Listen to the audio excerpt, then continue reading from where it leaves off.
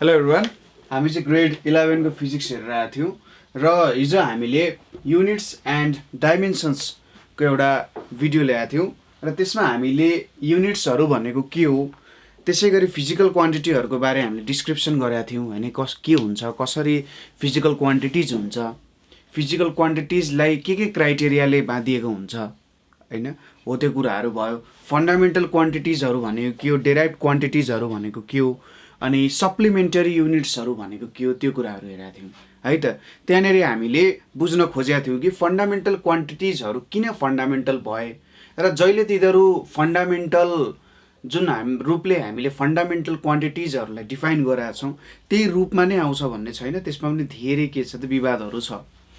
आज हाम्रो जुन पार्ट 2 छ त्यसमा हामीले अब डाइमेन्सन्सको पोर्सनदेखि के गर्न लागिरहेछौँ त, स्टार्ट गर्न लागिरहेछौँ। तपाईँहरूको न्युमेरिकल प्रब्लम्सहरू धेरै के त डाइमेन्सन्सबाटै सोध्ने गर्छ है त। त्यसैले आज हामी डाइमेन्सन्सको बारे स्टडी गरौँ। हिजो हामीले ठ्याक्कै डाइमेन्सन्सको बारेमा स्टडी गर्छौँ भनेको थियौँ है त। स्टडी गरिराख्नु भएको छ होला, त्यो भिडियो पनि मजाले स्टडी गर्नु होला। कहीँनिर केही प्रब्लम भयो भने तपाईँहरूले भन्न सक्नुहुन्छ, ठिक छ। जस्तै अब सुरुमा डाइमेन्सन्स बुझ्नको लागि है, डाइमेन्सन्स बुझ्नको लागि हामीले के कुरा हेर्नुपर्ने हुन्छ भने हामीले के भनेको थियौँ, कुनै पनि डेराइभ्ड युनिट जुन छ, कुनै पनि डेराइभ्ड युनिट अथवा क्वान्टिटी भनौँ, डेराइभ्ड क्वान्टिटी के हुन्छ, एउटा फन्डामेन्टल क्वान्टिटीमा बेस्ड हुन्छ। मोर देन वान फन्डामेन्टल क्वान्टिटीमा के हुन्छ त, बेस्ड हुने गर्छ। यति कुरा हामीलाई थाहा छ है। र कतिवटा फन्डामेन्टल क्वान्टिटी छ हामीसँग, अहिले हामीले भनेअनुसार 7वटा फन्डामेन्टल क्वान्टिटिजहरू छ र त्यही 7वटा केही कुनै क्वान्टिटिजहरूमा बेस्ड हुन्छ। 2टामा हुनसक्छ, 3वटामा हुनसक्छ, 4वटामा हुनसक्छ, 5वटामै पनि हुनसक्छ। तर जे होस् फन्डामेन्टल क्वान्टिटिजहरूमा डेराइभ्ड क्वान्टिटिज के हुन्छ त, डेराइभ्ड हुन्छ। जस्तै यसको एउटा सिम्पल इक्जाम्पल हामीले हेर्ने हो भने एरियाको कुरा भयो। एरिया हेरौँ त, एरिया भनेको यदि मैले लेन्थ इन्टु ब्रेथ लिएँ अरे है, एरिया भनेको लेन्थ इन्टु ब्रेथ लिएँ भने सपोज मैले लेन्थ पनि के हुन्छ, सपोज 1 मिटर लिएँ र ब्रेथ पनि 1 मिटर लिएँ भने यो भनेको 1 मिटर स्क्वायर हुन्छ नि। यहाँनिर के देखिन्छ, एरिया भनेको दुईवटा लेन्थको क्वान्टिटीमा बेस्ड हुन्छ। जस्तै यदि मैले यसरी एउटा स्क्वायर अथवा रेक्टेङ्गल लिएँ भने यो एउटा लेन्थमा बेस्ड हुन्छ, यतापट्टिको एउटा लेन्थमा बेस्ड होला। रेक्टेङ्गल लियो भने त लेन्थ र ब्रेथ भन्ने दुईवटा कुरा हुन्छ, त्यसमा बेस्ड हुन्छ एरिया। त्यसै गरी अर्को के हुनसक्छ, भोल्युम, ठिक छ। भोल्युम हेर्नुहोस् त, भोल्युम भनेको length into breadth into height, अथवा 3वटा लेन्थको क्वान्टिटीमा के हुँदो रहेछ, भोल्युम बेस्ड हुँदो रहेछ होइन। अथवा अर्को एउटा इक्जाम्पल पनि लिन सक्छौँ हामीले, डेन्सिटी। डेन्सिटी भनेको के हो त, मास अपन भोल्युमको कुरा हो। मास त मास भइहाल्यो, भोल्युम भनेको यी 3वटा लेन्थको क्वान्टिटीमा के छ, बेस्ड छ भनेपछि मास र यो भोल्युमले मिलेको कारण, मास र लेन्थको क्वान्टिटीले बनेको कारण डेन्सिटी पनि एउटा डेराइभ्ड क्वान्टिटी हुन गयो। किनभने यहाँनिर हामीले एकदम जेनरल रूपमा हेर्दाखेरि दुईवटा क्वान्टिटीमा डिभाइडेड छ, अथवा दुईवटा क्वान्टिटीमा यो के छ, बेस्ड छ। एउटा मासको एउटा लेन्थको क्वान्टिटीहरूमा बेस्ड छ, ठिक छ। यति कुरा क्लियर छ हामीलाई है। त्यसैले यो एउटा डेराइभ्ड क्वान्टिटी हो। डेन्सिटी भनेको हामीले के गर्छौँ त, क्यालकुलेट गर्छौँ। यहाँनिर मासलाई हामी मेजर गर्छौँ, भोल्युममा भएको 3वटा लेन्थलाई पनि हामी मेजर गर्छौँ। 3वटा लेन्थलाई मेजर गरेर हामी भोल्युम क्यालकुलेट गर्छौँ र त्यसको मासलाई मेजर गरेर हामी मासको क्वान्टिटी के गर्छौँ त, क्यालकुलेट गर्छौँ। अब यहाँनिर एरियामा हेर्नुहोस् त, 1 मिटर इन्टु 1 मिटर छ, 1 मिटर स्क्वायर छ भनेपछि मैले लेन्थको क्वान्टिटीलाई पावर 2 मा रेज गरेँ। यो मेरो लेन्थको क्वान्टिटी भयो, लेन्थको क्वान्टिटीलाई पावर 2 मा रेज गरेँ भने यसले मलाई एरिया दिँदो रहेछ कि रहेछ, रहेछ। र यहाँ पनि यदि मैले लेन्थ इन्टु ब्रेथ लेखेको छु, लेन्थ 1 मिटर छ, ब्रेथ 1 मिटर छ, हाइट 1 मिटर छ भने यो भनेको 1 मिटर क्युब हुन्छ नि होइन। तपाईँले भोल्युम भनेको जहिले पनि केमा देख्नुहुन्छ त, सिसीमा देख्नुहुन्छ, सेन्टिमिटर क्युब। लिटरमा देख्नुहुन्छ, 1 लिटर भनेको 1000 सेन्टिमिटर क्युब नै हुन्छ। अथवा मिटर क्युबमा देख्नुहुन्छ हैन। तपाईहरुले क्लास 10 मा डेन्सिटीको च्याप्टरहरु यो अपथ्रस्टहरुको च्याप्टर के थियो प्रेसरको च्याप्टर पढ्दा है प्रेसरको च्याप्टर पढ्दा यो कुरा ख्याल गर्नुभयो होला भोल्युम मिटर क्युबमा हुन्छ हैन।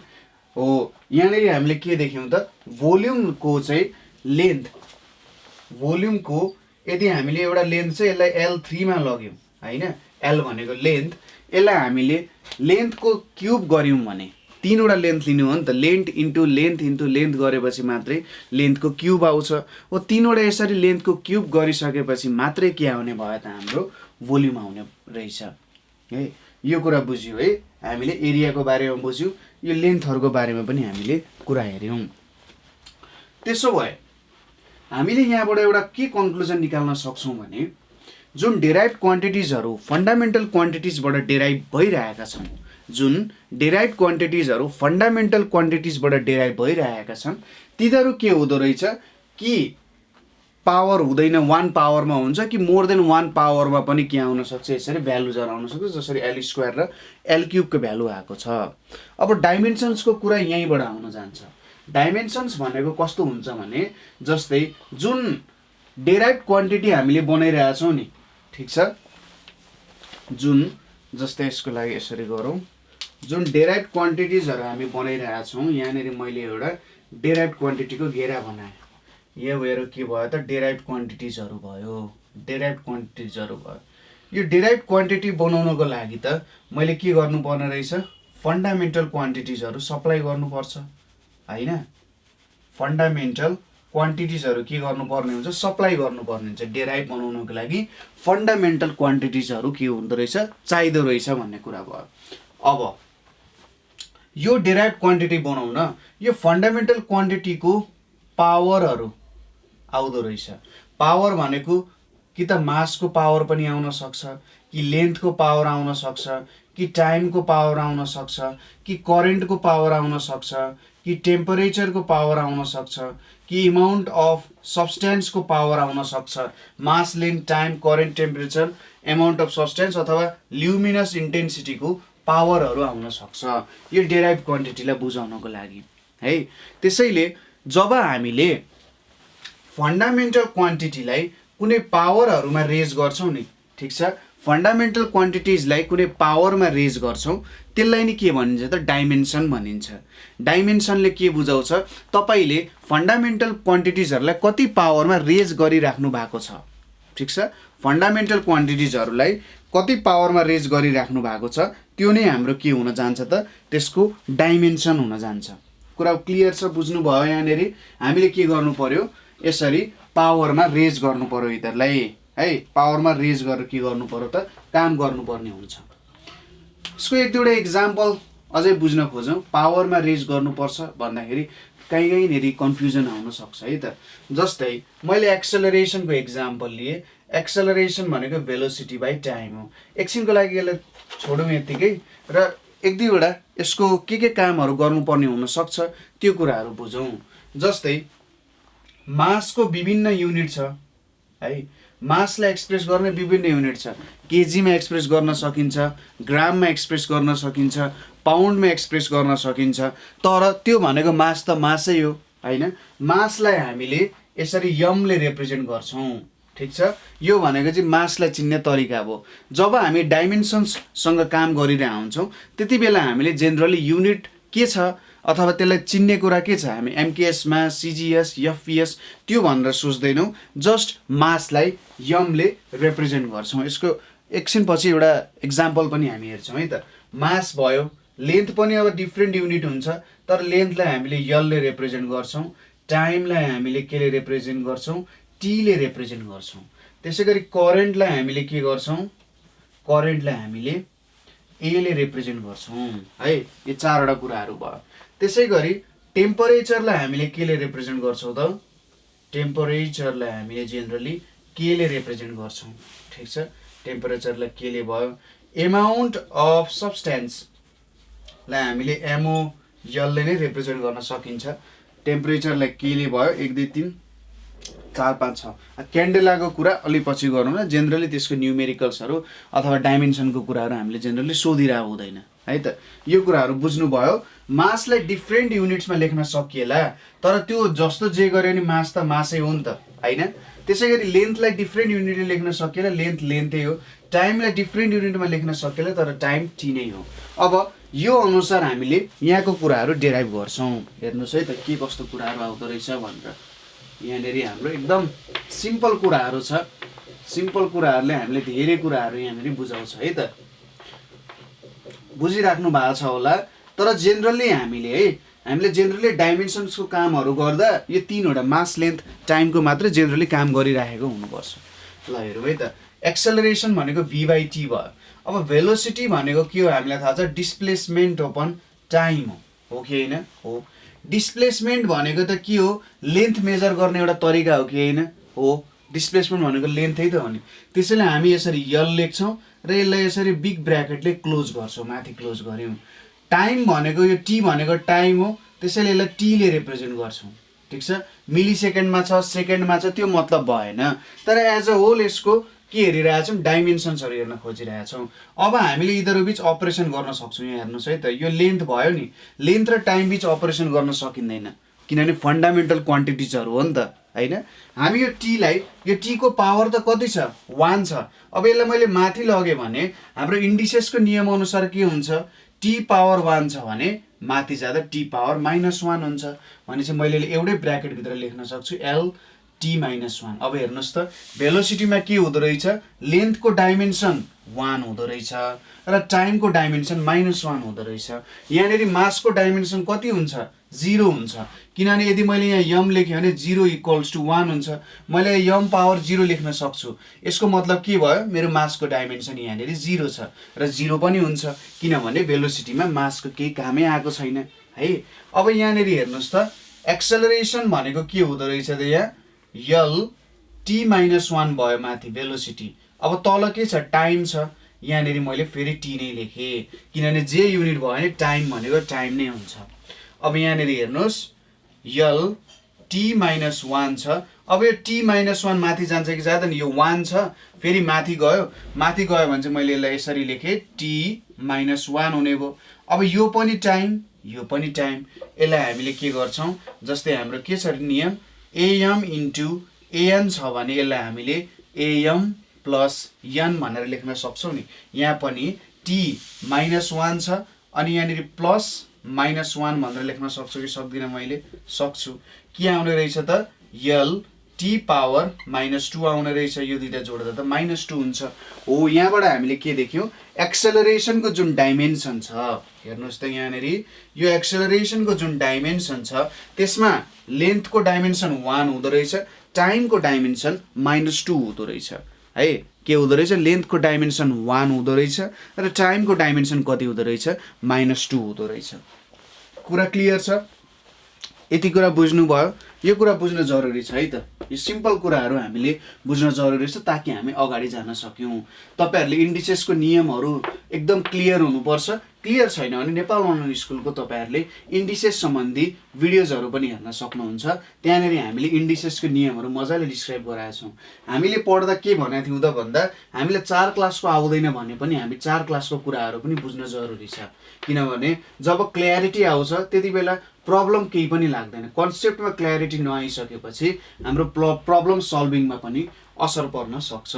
हुन्छ कहिलेकाहीँ मान्छेबाट गल्ती हुन्छ, प्रब्लम सल्भ गर्दा सबैजनाबाट गल्ती हुन्छ, मबाट नि हुन्छ, तपाईँबाट पनि हुन्छ।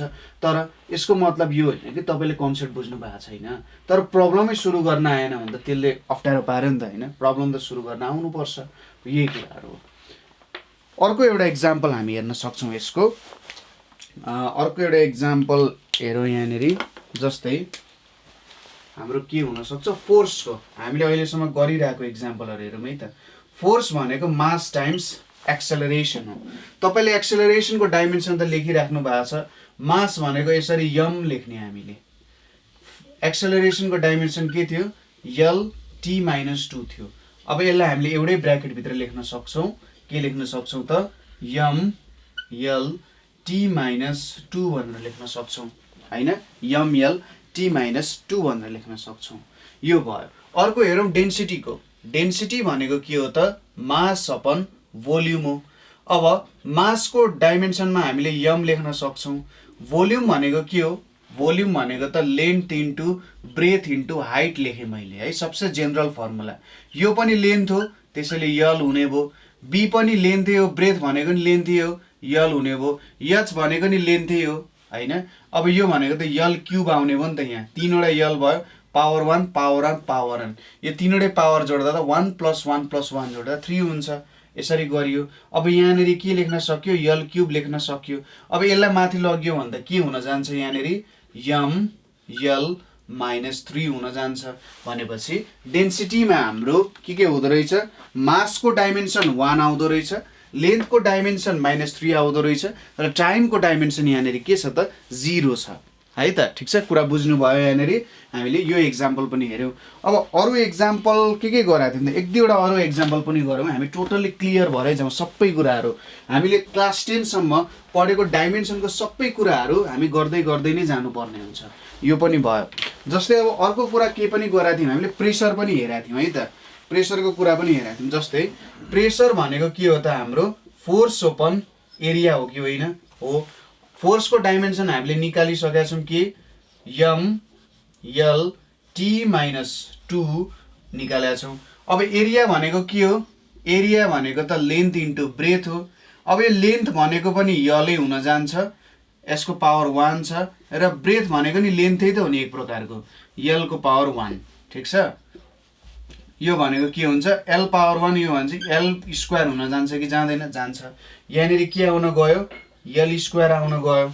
ठिक छ, यो एल स्क्वायर आउन गयो। अब एल स्क्वायरलाई माथि लगौँ हामीले, एल स्क्वायरलाई माथि लग्दा यहाँनिर के आउँछ त? यम यल टी -2 आयो, त्यसपछि यल -2 आउन गयो।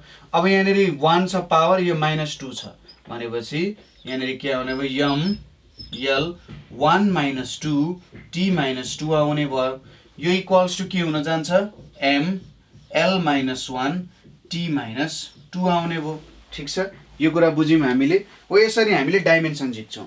डाइमेन्सनमा जस्तै हुन त एक्सेलरेसन र भेलोसिटी भन्नु डिफ्रेन्ट कुरा हो, अथवा लेन्थ भन्नु र ब्रेथ भन्नु त डिफ्रेन्ट कुरा हो नि त हैन।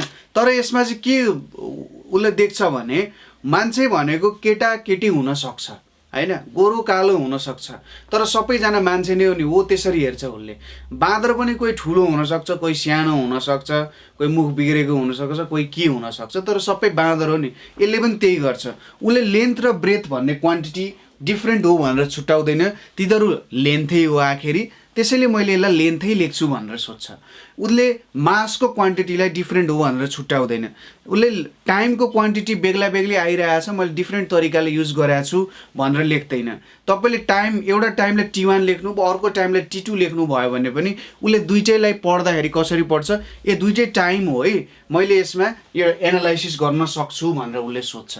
त्यसैले तपाईँले एउटा मेन फोकसमा राख्नुपर्ने कुरा भनेको के हो भने, जस्तै जे कुरा होस्, मास 10 थरीको मास आओस्, तर यदि तपाईँले डाइमेन्सनको एनालाइसिस गर्न दिएको छ भने त्यो सबैलाई यमै लेख्नुपर्ने हुन्छ। 10 थरी लेन्थ आओस्, त्यसलाई यलै लेख्नुपर्ने हुन्छ। 20 प्रकारको टाइम होस्, त्यसलाई तपाईँले टी नै लेखेर काम गर्नुपर्ने हुन्छ, र तपाईँको सबै कामहरू इन्डिसेसको नियम अनुसार गर्नुपर्ने हुन्छ। मासमा काम गर्नुपर्ने हुन्छ, लेन्थमा गर्नुपर्ने हुन्छ, टाइममा गर्नुपर्ने हुन्छ। किनभने हामीलाई थाहा छ फन्डामेन्टल क्वान्टिटिजहरू जुन छ, फन्डामेन्टल क्वान्टिटिजहरू कसरी मेजर गरिन्छ त्यसमा डिपेन्ड गर्छ। त्यसैले मासले लेन्थलाई असर गर्न सक्दैन।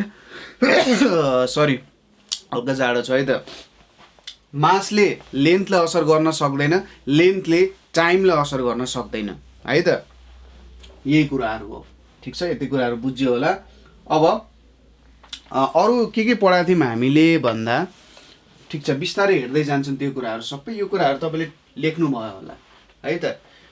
आफ्नै तरिकाले कसरी बुझ्न सकिन्छ भनेर लेख्नु होला। मैले भनेको त्यो एक्जाम्पल याद गर्न सक्नुहुन्छ कि मान्छेहरू डिफ्रेन्ट हुन सक्छन्, तर सबैजना एकजना कमन दिनु पर्दाखेरि सबैजना के हो त? म्यान, ह्युमनै हो है, ह्युमनै हो भनेर हामीले भन्न सकिन्छ। अरू हामीले क्लास 10हरूमा पढेको फर्मुलाहरू के थियो त? हामीले ग्राभिटीमा फर्मुलाहरू पढाएको थियौँ। ग्राभिटीको फर्मुला हामी एकैछिनमा हेर्छौँ अहिले। अनि त्यसपछि अर्को ग्राभिटीमा पढाएको थियौँ, वेटको कुरा पढाएको थियौँ है, प्रेसरको कुराहरू पढाएको थियौँ, सिम्पल मेसिनको कुराहरू पनि पढाएको थियौँ होला।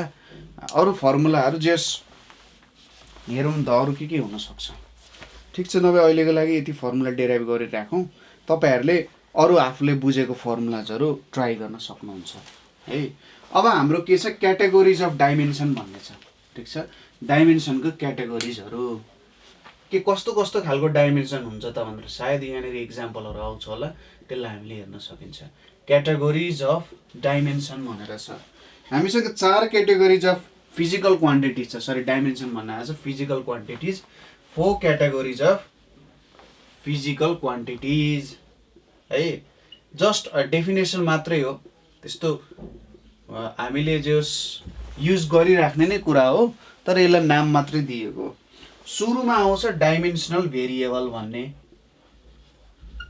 डाइमेन्सनल भेरिएबल भनेर आउँछ। डाइमेन्सनल भेरिएबल भनेको के हो, यहाँनिर दुईटा टर्म आएको छ, एउटा डाइमेन्सन आएको छ, एउटा भेरिएबल आएको छ। भेरिएबल भनेको कस्तो क्वान्टिटी हो जसको भ्यालु चेन्ज भइरहेको हुन्छ। ठिक छ, भेरिएबल भनेको कस्तो हो जसको भ्यालुजहरू के भइरहेको हुन्छ, चेन्ज भइरहेको हुनसक्छ, त्यस्तोलाई भेरिएबल भन्छ। र भेरिएबल जसको डाइमेन्सन हुन्छ त्यसलाई हामी डाइमेन्सनल भेरिएबल भनेर भनिन्छ। ठिक छ, भेरिएबल भनेको चेन्जिङ क्वान्टिटी हो, डाइमेन्सन भनेको जसलाई मास एन्ड टाइम अथवा फन्डामेन्टल क्वान्टिटीको पावरको रूपमा एक्सप्रेस गर्न सकिन्छ, त्यसलाई हामी डाइमेन्सन भन्छौँ हैन, डाइमेन्सनल भन्छौँ। र डाइमेन्सनल भेरिएबल भनेको यस्तो भेरिएबल अथवा यस्तो भ्यालु जसको भ्यालु चेन्ज भइरहेको हुन्छ तर त्यसको केही डाइमेन्सन छ। यसको एक्जाम्पलहरू हामीले के लिन सकिन्छ त भन्दा, जस्तै डेन्सिटीकै इक्जाम्पल लिनु। Density equals to mass by volume. यो कुराहरू त चेन्ज भइरहेको हुन्छ नि हैन, डेन्सिटीको कुराहरू चेन्ज भइरहेको हुनसक्छ। अथवा यो इक्जाम्पल एकदम क्लियर त हुँदैन, force equals to mass into acceleration भन्ने इक्जाम्पल लिन सक्छौँ। यसमा के छ त, फोर्सको भ्यालु त चेन्ज भइरहेको हुन्छ हैन, फोर्सको भ्यालु चेन्ज भइरहेको हुन्छ, त्यसैले यो भेरिएबल भयो र यसको एउटा सर्टेन डाइमेन्सन पनि छ, त्यसैले यो डाइमेन्सनल भेरिएबल भयो यो फोर्स भन्ने। त्यसै गरी pressure equals to force by area. यो प्रेसर भन्ने क्वान्टिटी पनि चेन्ज भइरहेको हुन्छ, यो पनि एउटा डाइमेन्सनल भेरिएबल नै हुन गयो हैन, डाइमेन्सनल भेरिएबल हुन गयो। त्यसै गरी न्युटन्सको नियम अनुसारको FG m by r square, यो फोर्स पनि डाइमेन्सनल भेरिएबल नै हुन जान्छ। फोर्स प्रेसर भयो अथवा quantity of heat Q is equals to mass into specific heat capacity into change in temperature. यो क्यू पनि के हुन गयो त, डाइमेन्सनल भेरिएबल नै हुन गयो। ठिक छ, यसको डाइमेन्सन निकाल्ने प्रयास हामी एकछिन पछि हेर्छौँ, कसरी डाइमेन्सन निकाल्न सकिएला भन्ने कुराहरू। एउटा यो पनि भयो। जस्तै kinetic energy, kinetic energy equals to 1/2 mv square. ठिक छ, र अर्को छ potential energy equals to mgh भन्ने। अब यहाँबाट एउटा कुरा मैले के बुझाउनु पर्ने हुन्छ नि तपाईलाई, यहाँनिर हामीले अघि के भन्यो, मान्छे डिफ्रेन्ट प्रकारको हुन सक्छ तर डाइमेन्सनले यो सबै कुरालाई छोडेर यो चाहिँ दुईटै इनर्जी हो है भनेर दिन्छ। कुरा क्लियर छ। त्यसैले काइनेटिक इनर्जी र पोटेन्शियल इनर्जीको डाइमेन्सन सेम हुनुपर्छ मान्छे हुनको लागि जुन प्रपर्टिजहरू चाहिन्छ। त्यसै गरी इनर्जी यो यदि सेम इनर्जी हो भने अथवा यसले इनर्जी नै जनाइरहेको छ, काइनेटिक र पोटेन्शियल इनर्जी नै जनाइरहेको छ भने के हुनु पर्यो त भन्दा यहाँनिर इधरको डाइमेन्सन सेम आउनु पर्यो। ठिक छ, ल यसलाई हेरौँ है त। जस्तै 1/2 mv स्क्वायर छ, काइनेटिक इनर्जी भनेको 1/2 mv स्क्वायर भनेर छ। अब जेनरली डाइमेन्सन निकाल्दाखेरि हामीले यो कन्स्ट्यान्टलाई भुल्नु पर्ने हुन्छ। कन्स्ट्यान्टको यो 1/2 भन्ने जुन कन्स्ट्यान्ट छ यसको कुनै पनि डाइमेन्सन हुँदैन, त्यसैले कन्स्ट्यान्टको खासै केही काम पनि आउँदैन डाइमेन्सन निकाल्दाखेरि है, डाइमेन्सन निकाल्दाखेरि काम आउँदैन। अब मास भनेको त यम हुने भइहाल्यो। अगाडि हामीले के निकालेका थियौँ, भेलोसिटीको यल t-1 निकालेका थियौँ। अब यहाँ बाहिर 2 छ, यसरी स्क्वायर गर्नु पर्यो। यहाँनिर के आउँछ, अब यम स्क्वायर गर्दाखेरि के हुन्छ, यल स्क्वायर हुने भयो t-2 हुने भयो। त्यसैले यो काइनेटिक इनर्जीको डाइमेन्सन कति आयो, ml स्क्वायर t-2 आयो। अब यो पोटेन्शियल इनर्जीको डाइमेन्सन हेरौँ, पोटेन्शियल इनर्जी इक्वल्स टु के दिएको छ, mgh यस दिएको छ। m भनेको के हुने भयो मास हुने भयो, g भनेको एक्सेलरेसन ड्यू टु ग्रेभिटी हुने भयो, h भनेको त हाइट हुने भयो, यो पनि एक प्रकारको लेन्थ हुने भयो। अब एक्सेलरेसन ड्यू टु ग्रेभिटी भनिसकेपछि यो एक्सेलरेसनको डाइमेन्सन र अगाडिको एक्सेलरेसनको डाइमेन्सन सेम हुन्छ। एउटा ग्रेभिटीको कारण आएको एक्सेलरेसन हो, एउटा अब सिधा पनि एक्सेलरेसन हुनसक्छ होइन, यसरी हिँड्दा पनि एक्सेलरेसन हुनसक्छ, यसरी हिँड्दा पनि अथवा यसरी तल खस्दा पनि के हुनसक्छ एक्सेलरेसन हुनसक्छ नि। त्यसैले के भयो त डिफ्रेन्ट फर्म्स अफ एक्सेलरेसन भयो, तर हुन त एक्सेलरेसनै हो नि त। त्यसैले यहाँनिर मैले के लेखेँ हेर्नुहोस्, मासको लागि m लेखेँ, g को लागि lt-2 लेखेँ र हाइटको लागि l भनेर लेखेँ है। अब यहाँनिर हेर्नुहोस् यो 1 छ यो 1 छ भनेपछि m भयो l1 + 1 t-2 हुने भयो र यो भ्यालु कति आउने भयो ml² t-2 भनेर आउने भयो। ठिक छ, ml² t-2। अब यो हेर्नुहोस् त kinetic इनर्जीको dimension m l⁻2 t-2 छ, पोटेन्शियल इनर्जीको डाइमेन्सन पनि m l2 t-2 भनेर छ। भनेपछि यो दुईटै क्वान्टिटीले हुन त डिफ्रेन्ट इनर्जी जनाइरहेछ। काइनेटिक इनर्जी भनेको मोसनमा हुँदा प्रोड्युस हुने इनर्जी हो र पोटेन्शियल इनर्जी भनेको कुनै एउटा पोजिसनमा हुँदा है, कुनै एउटा पोजिसनमा रहँदा हुने इनर्जी हो। तर यो दुईटै के हो त इनर्जी नै हो। ठिक छ, त्यही भएर यिनीहरूको डाइमेन्सन पनि के आउन गयो त सेम नै डाइमेन्सन आउन गयो है। यसरी हामीले हेर्न सक्छौँ यो कुरा बुझ्नुभयो। डाइमेन्सनल भेरिएबल भनेको के हुँदो रहेछ, डाइमेन्सनल भेरिएबल भनेको एउटा यस्तो भ्यालु जसको भ्यालु चेन्ज भइरहेको हुन्छ है, जसको भ्यालु चेन्ज भइरहेको हुन्छ र त्यो भ्यालुको सर्टेन डाइमेन्सन पनि छ। त्यस्तो भ्यालुजहरूलाई हामी के भन्छौँ त डाइमेन्सनल भेरिएबल भनेर भन्छौँ। ठिक छ, अब हामीले के भन्यौँ क्याटेगोरिज अफ फिजिकल क्वान्टिटिजहरू हामीसँग जेनरली 4वटा क्याटेगोरिजमा हुन्छ है। फिजिकल क्वान्टिटिजहरूको क्याटेगोरी जम्मा हामीसँग 4वटा हुन्छ। एउटा हामीले के हेऱ्यौँ डाइमेन्सनल भेरिएबल हेऱ्यौँ, अर्को हुन्छ अब डाइमेन्सनल कन्स्ट्यान्ट भनेर हुन्छ। ठिक छ, नेक्स्ट भनेको के हुन्छ डाइमेन्सनल कन्स्ट्यान्ट भनेर हुन्छ। डाइमेन्सनल कन्स्ट्यान्ट भनिसकेपछि कस्तो भयो, कन्स्ट्यान्ट भनेको के हुने भयो यसको भ्यालु कहिले पनि चेन्ज हुँदैन। ठिक छ, यसको भ्यालु जेनरली चेन्ज हुँदैन भनेर भनौँ, कहिले त भन्न मिल्दैन, जेनरली चेन्ज हुँदैन। र डाइमेन्सनल भनिसकेपछि त्यो कन्स्ट्यान्टको सर्टेन डाइमेन्सन छ। त्यसैले यस्तो कन्स्ट्यान्ट भ्यालुजहरू, यस्तो भ्यालुजहरू जसको भ्यालु कहिले चेन्ज हुँदैन अथवा भ्यालु जेनरली चेन्ज हुँदैन र त्यसको डाइमेन्सन पनि छ, त्यस्तोलाई डाइमेन्सनल कन्स्ट्यान्ट भनिन्छ। जस्तै यसको एक्जाम्पल भनेको भेलोसिटी अफ लाइट भनेर लिन्छ। Velocity of light in vacuum भनेको कति हुन्छ 3 लाख किलोमिटर पर सेकेन्ड हुन्छ। त्यो भ्यालु कहिले पनि चेन्ज हुँदैन यदि त्यो भ्याक्युममै छ भने। तर अब रिफ्र्याक्सन भयो होइन, रिफ्र्याक्सन भयो भने त्यसको भ्यालु चेन्ज भइरहेको हुन्छ। एउटा मिडियमबाट अर्को मिडियममा पास हुँदाखेरि त्यसको भ्यालुमा के भइरहेको हुन्छ चेन्जेसहरू आइरहेको हुन्छ। त्यसैले हामीले जहिले भ्यालु चेन्ज हुन्छ भन्ने मिल्दैन, तर एउटा कन्डिसनमा भ्यालु सेमै हुन्छ। यो एउटा कन्स्ट्यान्ट हुने भयो। त्यसै गरी एउटा इलेक्ट्रोनको चार्ज पनि कन्स्ट्यान्टै हो, प्रोटोनको चार्ज पनि के हो त कन्स्ट्यान्टै हो। त्यसै गरी युनिभर्सल ग्रेभिटेसनल कन्स्ट्यान्ट पनि के हो त यो पनि एक प्रकारको कन्स्ट्यान्टै हो हैन, युनिभर्सल ग्रेभिटेसनल कन्स्ट्यान्ट। अर्को भ्यालु भनेको के हुनसक्छ जी पनि भयो, ई पनि भयो, पी पनि भयो ल, अनि अर्को भेलोसिटी अफ लाइट पनि भयो। अरू कन्स्ट्यान्टहरू हामीले काम गरिराख्ने कन्स्ट्यान्ट भनेको यो पर्मिटिभिटी भन्ने कुरा आउँछ, पर्मिएबिलिटी भन्ने कुराहरू पनि आउँछ। जति बेला हामी इलेक्ट्रोस्ट्याटिक्सको कुराहरू पढ्छौँ है, पर्मिटिभिटी पर्मिएबिलिटीको कुराहरू आउन सक्छ। अनि ठिक छ ल, यही हाम्रो जेनरल डाइमेन्सनल कन्स्ट्यान्ट्सहरू हो। ठिक छ, डाइमेन्सन भएको भेरिएबल र कन्स्ट्यान्ट। यसपछि आउँछ हाम्रो कुरा डाइमेन्सनलेस भेरिएबल।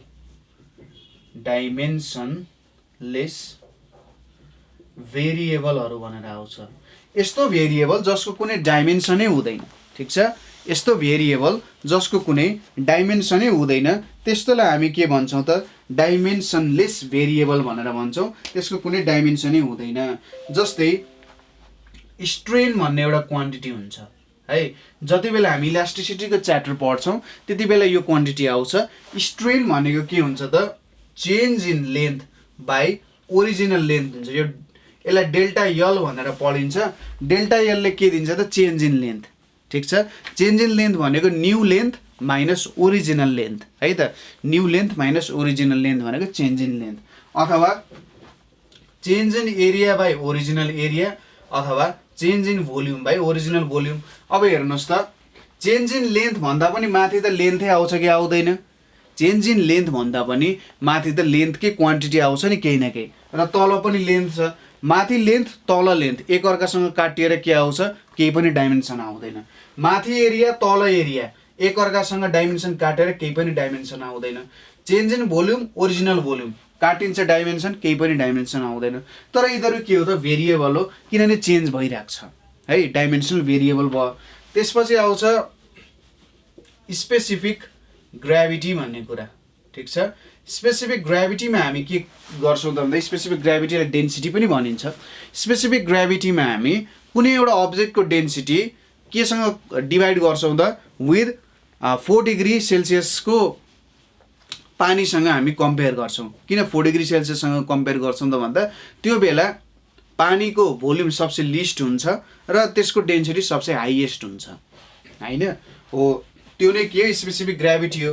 र दुईटैमा के छ density of substance divided by density of water हो। डेन्सिटीको डाइमेन्सन त सेम हुन्छ र डिभाइड गरिसकेपछि एकअर्कालाई काटिदिन्छ डाइमेन्सन। त्यही भएर हामीले के गर्दैनौँ त यहाँनिर यो अब्जेक्ट्सको कुराहरू चाहिँ लिँदैनौँ है त। यिनीहरूको के हो त डाइमेन्सन केही पनि हुँदैन, यो डाइमेन्सन चाहिँ एकअर्कासँग क्यान्सल आउट हुन जान्छ। त्यसैले यसलाई डाइमेन्सनलेस भेरिएबल भनेर भनिन्छ। नेक्स्टमा छ हाम्रो डाइमेन्सनलेस कन्स्ट्यान्ट भनेर छ। डाइमेन्सनलेस कन्स्ट्यान्ट भनेर छ। अब डाइमेन्सनलेस कन्स्ट्यान्ट भनेको के भयो? कन्स्ट्यान्ट भ्यालु भनेको जसको भ्यालु चेन्ज हुँदैन है त। कन्स्ट्यान्ट भनिसकेपछि यसको भ्यालुजहरू चेन्ज हुँदैन। डाइमेन्सनलेस भनेको के हो त यसको कुनै डाइमेन्सनै छैन। जस्तै यसको इक्जाम्पल भनेको हाम्रो पाई है। पाई जुन छ पाई एउटा कन्स्ट्यान्ट पनि हो र यसको कुनै डाइमेन्सनै छैन। अनि अर्को ई भन्ने हुन्छ, यसलाई युलर नम्बर भनेर भनिन्छ। यो युलर नम्बरको पनि केही डाइमेन्सनै हुँदैन। ई भनेको के भयो त युलर नम्बर हुने भयो र यसको सर्टेन केही डाइमेन्सन हुँदैन। त्यसै गरी अर्को एउटा हामीले फिजिक्समा युज गरिराख्ने रिफ्र्याक्टिभ इन्डेक्स। रिफ्र्याक्टिभ इन्डेक्स भनेको अब्जेक्ट अनुसार चेन्ज हुन्छ है। रिफ्र्याक्टिभ इन्डेक्स भनेको अब्जेक्ट अनुसार चेन्ज हुन्छ, त्यसैले यसको कुनै डाइमेन्सनै छैन। ठिक छ, यो भयो हाम्रो डाइमेन्सनलेस कन्स्ट्यान्ट्सहरू भयो है। यति कुराहरू बुझियो होला। चारवटा कुराहरू डाइमेन्सनल भेरिएबल यस्तो भ्यालु जसको भ्यालु चेन्ज भइरहेको हुन्छ त्यसको डाइमेन्सन छ। डाइमेन्सनल कन्स्ट्यान्ट भनेको कन्स्ट्यान्ट भ्यालुजहरू तर डाइमेन्सन छ। जस्तै के हेऱ्यौँ हामीले भेलोसिटी अफ लाइट अनि युनिभर्सल ग्राभिटेसनल कन्स्ट्यान्ट, पर्मिटिभिटी र पर्मिएबिलिटी भयो। अर्को छ डाइमेन्सनलेस भेरिएबल। भेरिएबल हो तर डाइमेन्सन छैन। र डाइमेन्सनलेस कन्स्ट्यान्ट, कन्स्ट्यान्ट पनि हो डाइमेन्सनलेस पनि छ। यो चार प्रकारको क्याटेगोरी हुन्छ। र तपाईँले देख्ने क्वान्टिटिजहरू यो चारवटा क्वान्टिटीमा कुनैमा डिभाइड गर्न सक्नुहुन्छ। ट्राई गर्नु होला तपाईँले डिफ्रेन्ट क्वान्टिटिजहरू हेर्ने र त्यो डिफ्रेन्ट क्वान्टिटिजहरूलाई चार भागमा डिभाइड गरेर राख्न सक्नुहुन्छ है त। यो चारवटा क्याटेगोरी जस्तो भयो है। अब हामी आफ्नो टपिकमा फेरि फर्क्यौँ। हामी डाइमेन्सनको कुरा गरिरहेका थियौँ र डाइमेन्सनमा हामीले डाइमेन्सनको डेफिनेसन हेऱ्यौँ र डाइमेन्सनले कसरी काम गर्छ भनेर थोरै बुझ्ने प्रयास पनि गऱ्यौँ है। डाइमेन्सनको के रहेछ त खास कुरो भनेर पनि हामीले बुझ्यौँ कि उसले कसैमा भेदभाव देख्दैन। यदि लेन्थ आयो भने उसले जति नै ठुलो लेन्थ होस् त्यसलाई लेन्थ मात्रैमा एउटा लेखिदिन्छ। ब्रेथ आयो भने पनि त पनि लेन्थै त होस् नि भनिदिन्छ, त्यसलाई पनि लेन्थैको रूपमा लेखिदिन्छ होइन। मास डिफ्रेन्ट खालको मास आयो भने जस्तै हाम्रो GM1 M2/r² भन्ने थियो नि, हो त्यस्तो खालको मास आयो भने त पनि मासै त होस् नि, त पृथ्वीको मास होस् कि सूर्यको मास होस् तर मासै होस् भनेर भनिदिन्छ।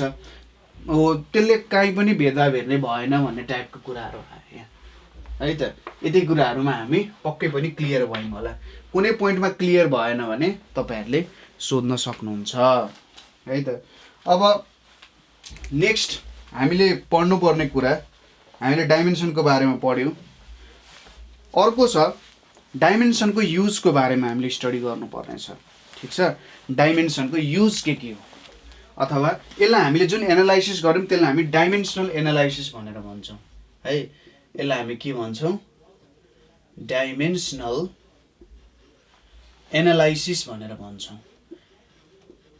यो काम हामी जुन गरिरहेछौँ डाइमेन्सनसँग रिलेटेड हामीले जुन अपरेसन्सहरू म्याथमेटिकल अपरेसन्सहरू युज गरेर काम गरिरहेछौँ त्यसलाई हामी डाइमेन्सनल एनालाइसिस भनेर भन्छौँ है त। सुरुमा हाम्रो के छ भन्दा होमोजेनिटीको प्रिन्सिपल छ है, होमोजेनिटीको प्रिन्सिपल छ, यो स्टडी गरौँ है त। ठिक छ, होमोजेनिटीको प्रिन्सिपल। होमोजेनियस हुनु भनेको के हो त हैन, हामीले मिक्सचरको च्याप्टरहरूमा पनि स्टडी गरिसकेका छौँ। होमोजेनियस हुनु भनेको के हो, हामीले कुनै पनि कुरालाई यदि पानी र चिनी घोलिरहेछौँ है त, पानी र चिनी घोलिरहेछौँ भने त्यहाँनेरि होमोजेनियस हुनु भनेको के हो, चिनी इक्वल्ली पानीमा डिभाइडेड छ हैन, चिनी पानीमा इक्वल्ली डिभाइडेड छ, सबैतिर इक्वल एमाउन्ट अफ चिनी छ। तपाईँले 1 चम्चा चिनी पानी लिएर खानुहोस्, त्यसको जति स्वाद अथवा जति गुलियोपन छ त्यति नै गुलियोपन अर्को चम्चा पानीमा पनि हुन्छ, डिफ्रेन्ट हुँदैन, एकदम माइन्युट डिफ्रेन्ट हुन्छ, तर हाम्रो सेन्सेसहरूले थाहा पाउने गरेको डिफ्रेन्स हुँदैन। त्यसलाई भन्छ होमोजेनियस हुनु, सबैतिर इक्वल्ली डिभाइड हुनु जस्तो भन्छ। प्रिन्सिपल अफ होमोजेनिटीले गर्ने काम पनि यस्तै नै छ है। प्रिन्सिपल अफ होमोजेनिटीले गर्ने काम पनि लगभग यस्तै कुराहरू नै आउन जान्छ। होमोजेनिटीले के भन्छ भने जस्तै तपाईले कुनै दुईटा क्वान्टिटीहरू एड गरिराख्नु भएको छ, सपोज यो मैले x1 भन्ने एउटा क्वान्टिटी लिए, अर्को क्वान्टिटी छ मसँग x2, अथवा म दुईटा क्वान्टिटी y1 र y2 लाई के गरिरहेको छु, सबट्र्याक्ट गरिरहेको छु। कुनै दुईटा क्वान्टिटीहरू छन् जसको डाइमेन्सन छ है, जुन चाहिँ फन्डामेन्टल क्वान्टिटिजहरूसँग रिलेटेड छ। यिनीहरू आफैमा फन्डामेन्टल क्वान्टिटिजहरू पनि हुन सक्छन्, अथवा फन्डामेन्टल क्वान्टिटिजहरूबाट निक्लेको कुराहरूलाई हामीले एड अथवा सबट्र्याक्ट गरिरहेछौँ है। यस्तो गरिरहेछौँ भने x1 को जुन डाइमेन्सन छ x2 को पनि त्यही डाइमेन्सन हुनुपर्छ, y1 को जुन डाइमेन्सन छ y2 को पनि त्यही डाइमेन्सन हुनुपर्छ।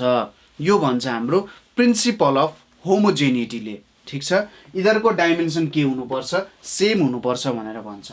सिम्पल एक्जाम्पल, तपाईलाई सपोज 1 केजी र 1 केजी जोड्न सक्नुहुन्छ नि, तर तपाईले 1 केजी र 2 मिटर जोड्न सक्नु हुँदैन। किन भन्दाखेरि यहाँनिर त यिनीहरूको डाइमेन्सन सेम छ नि, दुईटै मास छ, तर यहाँनिर एउटा मास छ एउटा लेन्थ छ, मास र लेन्थलाई त हामीले जोड्न सक्दैनौँ। अथवा तपाईलाई 3 मिटर माइनस 2 मिटर गर्न सक्नुहुन्छ, तर तपाईले 3 मिटर माइनस 2 सेकेन्ड गर्न सक्नुहुन्छ, यो त मिस्टेक हुन जान्छ, किनभने यहाँनिर मास छ यहाँनिर सेकेन्ड छ। मल्टिप्लाई गर्न सकिन्छ, डिभाइड गर्न सकिन्छ, तर एड र सबट्र्याक्ट गर्न सकिँदैन। ठिक छ, त्यसैले यदि तपाईले डाइमेन्सन्सहरू बीच कुनै भेरिएबलहरू बीच अथवा कन्स्टेन्ट नै हुन नि सक्छ, भेरिएबलहरू बीच एडिसन अथवा सबट्र्याक्सनको कामहरू गरिराख्नु भएको छ भने जुन कुराहरू बीच तपाईले एडिसन अथवा सबट्र्याक्सन गरिराख्नु भएको छ तिनीहरूको डाइमेन्सन सेम हुन जरुरी छ, नभए हामी एडिसन सबट्र्याक्सन गर्न सक्दैनौँ। त्यो चाहिँ हाम्रो के भयो, प्रिन्सिपल अफ होमोजेनिटीको कुराहरू भयो है। यहाँनिर डाइमेन्सनको कुरा बुझ्नुपर्ने हुन्छ। अब अहिलेको जमाना अलिकति बेग्लै छ, तर के थियो भने अहिले त मान्छेले गुडियासँग नै बिहे गर्न थालेका छन्, तर जेनरली मान्छे र मान्छे बिचै बिहे हुन्छ हैन। ठिक छ, अनि बाँदरहरूको बच्चा बाँदरै हुन्छ हैन, कुकुरको बच्चा कुकुर नै हुन्छ हैन, कुखुराहरूको बच्चा कुखुरा नै हुन्छ हो त्यस्तै कुरा जस्तो। यहाँनिर के हुनु पर्यो, यिनीहरू दुईटा सेम हुनु पर्यो ताकि यिनीहरू बीच एडिसन गरेर कुनै एउटा नयाँ क्वान्टिटी आओस्। तर त्यो नयाँ क्वान्टिटी पनि केमा हुन्छ हेर्नुहोस् त, 3 मिटर माइनस 2 मिटर गऱ्यो भने यसले मलाई 1 मिटर दिन्छ नि, त्यो नयाँ क्वान्टिटी पनि केमा छ, मिटरमै डिफाइन्ड छ, मिटर नै छ यो पनि है। तर 3 मिटर माइनस 2 सेकेन्ड गरेर लु मैले सबट्र्याक्ट त गरेँ अरे, डाइमेन्सन के दिने, मिटर दिने कि सेकेन्ड दिने, दुईटा त दिन मिल्दैन, किनभने यो लेन्थ मात्रै भयो, यो सेकेन्ड मात्रै भयो र दुईटा क्वान्टिटीलाई मिक्स गरेँ भने मैले यो एउटा नयाँ छुट्टै क्वान्टिटी बन्न जान्छ। तर त्यस्तो त हुँदैन एडिसन सब्ट्र्याक्सन गर्दाखेरि, होइन। तपाईँले 2 केजी चिनी र 2 केजी चिनी थियो तपाईँसँग, 1 केजी चिनी तपाईँले कसैलाई दिनुभयो भने तपाईँसँग के 1 मिटर चिनी रहन्छ त? रहँदैन नि, हो त्यस्तो त कहिले पनि हुँदैन। 2 मिटरको कपडा त तपाईँसँग 1 मिटर कपडा युज गर्नु भएन, तपाईँसँग 1 मिटर कपडा रहन्छ, न कि 1 केजी कपडा रहन्छ, होइन। यो कुरा बुझ्नु जरुरी छ। त्यसैले एडिसन अथवा सब्ट्र्याक्सन गर्दाखेरि जहिले पनि के हुनुपर्छ भने जुन कुराहरू बीच एडिसन अथवा सब्ट्र्याक्सन गरिएको छ तिनीहरूको डाइमेन्सन सेम हुन जरुरी छ र तिनीहरूले फाइनल एन्सर जुन दिन्छ त्यो डाइमेन्सन पनि अगाडिको दुईटा डाइमेन्सनसँग सेम नै हुन्छन्। कुरा क्लियर छ? यसको एउटा सिम्पल एक्जाम्पल लिउँ है त। हामीले यसको एक्जाम्पलको लागि एउटा सिम्पल कुरा लिन्छौँ, जुन चाहिँ के हो त भन्दा हाम्रो इक्वेसन अफ मोसनहरू हामीले स्टडी गरेका थियौँ नि है। क्लास 10 मा पनि स्टडी गरेका थियौँ, सायद क्लास 11 को मा पनि छ होला, ठिक छ। काइनेमेटिक्स छ भने त्यसमा हामी स्टडी गर्छौँ है त। जस्तै v equals to u plus AT भनेर स्टडी गरेका थियौँ है। v equals to u plus AT भनेर। अब यहाँनिर हेर्नुहोस्, यो एटी र यो u जुन छ यो त एकअर्कासँग के भइरहेछ? एडिसन भइरहेको छ। u र एटी के भइरहेछ? एकअर्कासँग एडिसन भइरहेको छ। अब यसरी एडिसन भइसकेपछि यिनीहरूको डाइमेन्सन त सेम हुनु पर्यो, होइन। अब हेरौँ है त, यहाँनिर यो u को डाइमेन्सन हेरौँ। सुरुमा यो u को डाइमेन्सन के छ भनेर हेरौँ। u इक्वल्स टु के हो त? u भनेको नि एउटा के हो? भेलोसिटी नै हो नि। u भनेको भेलोसिटी हो। भेलोसिटी भनिसकेपछि यसको डाइमेन्सन भनेको l इन्टु t माइनस 1 हुन्छ। अगाडि हेर्नुहोस्, u भनेको भेलोसिटी हो, इनिसियल भेलोसिटी हो नि त। यो v भनेको फाइनल भेलोसिटी हो, यो u भनेको इनिसियल भेलोसिटी होस्। इनिसियल होस् कि फाइनल होस्, डाइमेन्सनले त भेलोसिटी होस् म धेरै डाइमेन्सन लेख्छु भन्छ, होइन। भनेपछि u को डाइमेन्सन यति हुन्छ। अब एक्सेलरेसनको डाइमेन्सन कति हुन्छ? यो एक्सेलरेसन भनेको हामीले अगाडि डेराइभ गराएको थियौँ, lt माइनस 2 हुन्छ। अनि यो टाइमको डाइमेन्सन के छ? 80 लेखेँ मैले यहाँ। यो टाइमको डाइमेन्सन t छ।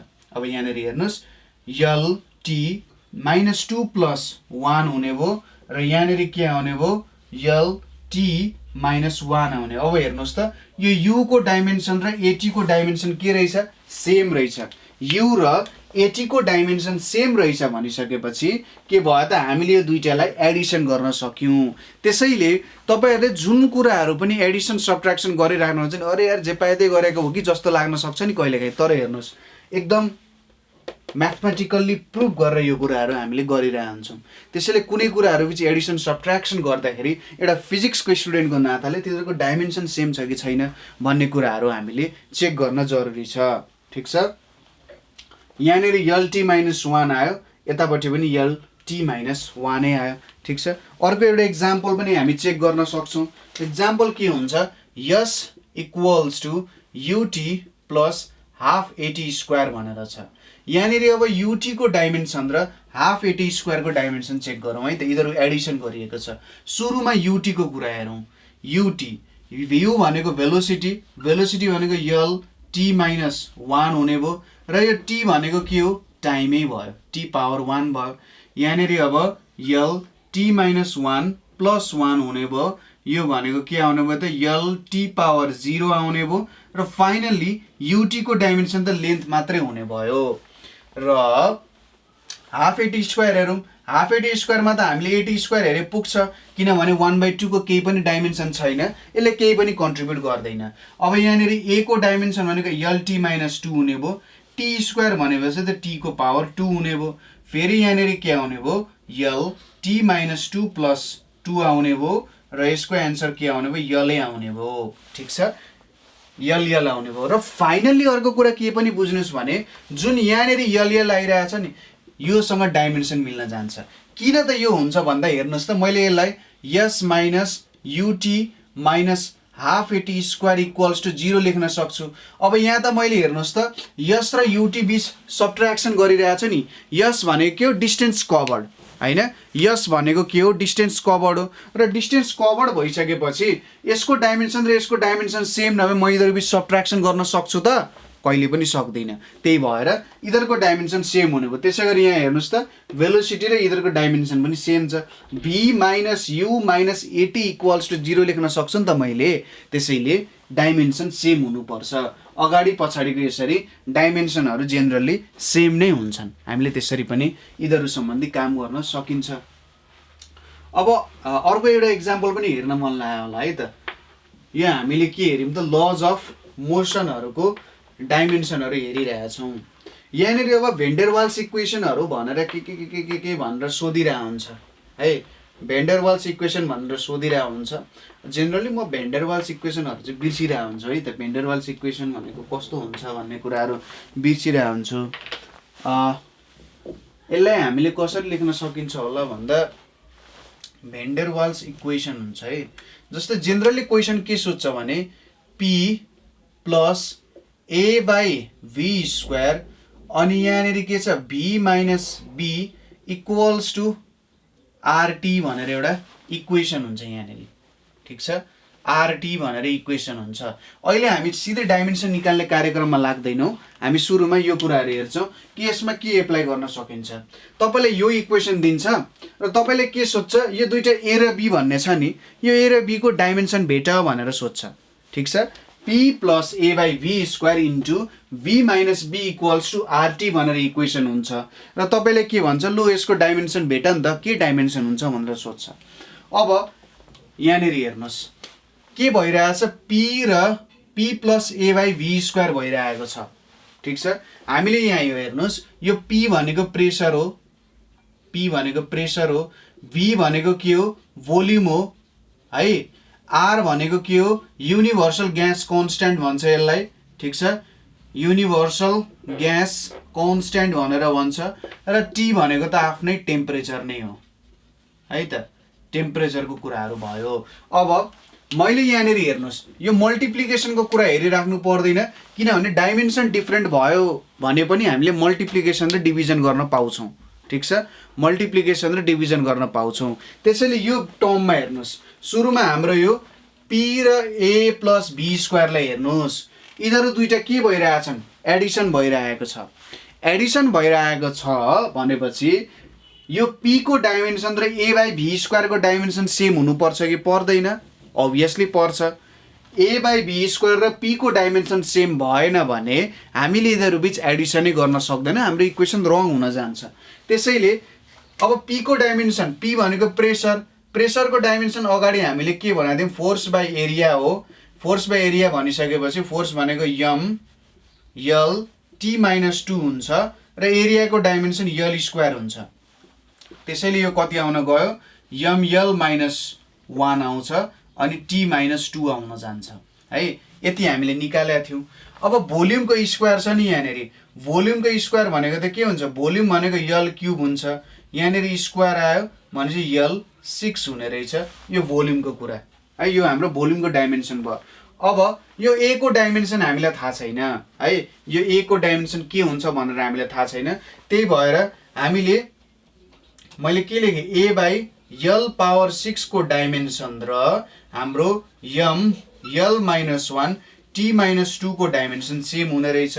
अब a इक्वल्स टु के लेख्न सक्यो, यसलाई यतापट्टि पुऱ्याइदिएँ मैले, m l माइनस 1 l छ नि यहाँनिर, l र l छ, प्लस 6 हुने भयो, t माइनस 2 हुने भयो। यसको मतलब यहाँनिर के आउँछ, m l 5 t माइनस 2 भनेर आउँछ। कुरा क्लियर छ? हामीले a को डाइमेन्सन कसरी भेट्यौँ, यो टोटल डाइमेन्सन र यो डाइमेन्सन के आउनुपर्छ, प्रेसरकै डाइमेन्सन आउनुपर्छ है। टोटालिटीमा डाइमेन्सन चाहिँ त्यही प्रेसरकै आउनुपर्छ भनेर हामीले भन्यौँ हैन। र हामीले के निकाल्यौँ त हेर्नुहोस् त, यहाँनिर देखिराख्नु भयो होला नि है, यहाँनिर मैले प्रेसरको डाइमेन्सन निकालेँ, भोल्युम स्क्वायरको डाइमेन्सन निकालेँ। अब a बाई l पावर 6 र यो प्रेसरको डाइमेन्सन त सेम हुनुपर्छ, अनि a को डाइमेन्सन के निक्ल्यो, m को पावर 1 l को पावर 5 र t को पावर माइनस 2 गरियो। र यसरी यो दुईटाको डाइमेन्सन हामीले क्यालकुलेट गऱ्यौँ भने ठ्याक्कै प्रेसरकै डाइमेन्सन निक्लिन्छ। a को डाइमेन्सन चाहिँ m l 5 t माइनस 2 नै आउन गयो। ठिक छ, यसरी हामीले निकाल्यौँ प्रेसरको डाइमेन्सन, सरी a को डाइमेन्सन। अब b को डाइमेन्सन निकाल्न त केही नै अप्ठ्यारो छैन। हेर्नुहोस् त, यहाँनिर भोल्युम छ, भोल्युमको डाइमेन्सन भनेको l3 हुन्छ। अब यो b भनेको पनि भोल्युम र भोल्युम त सबट्र्याक्ट हुने, भोल्युम र एरिया त सबट्र्याक्ट हुँदैन। त्यही भएर यो बी को डाइमेन्सन पनि के नै हुनुपर्छ त, यल क्युब नै हुनुपर्छ।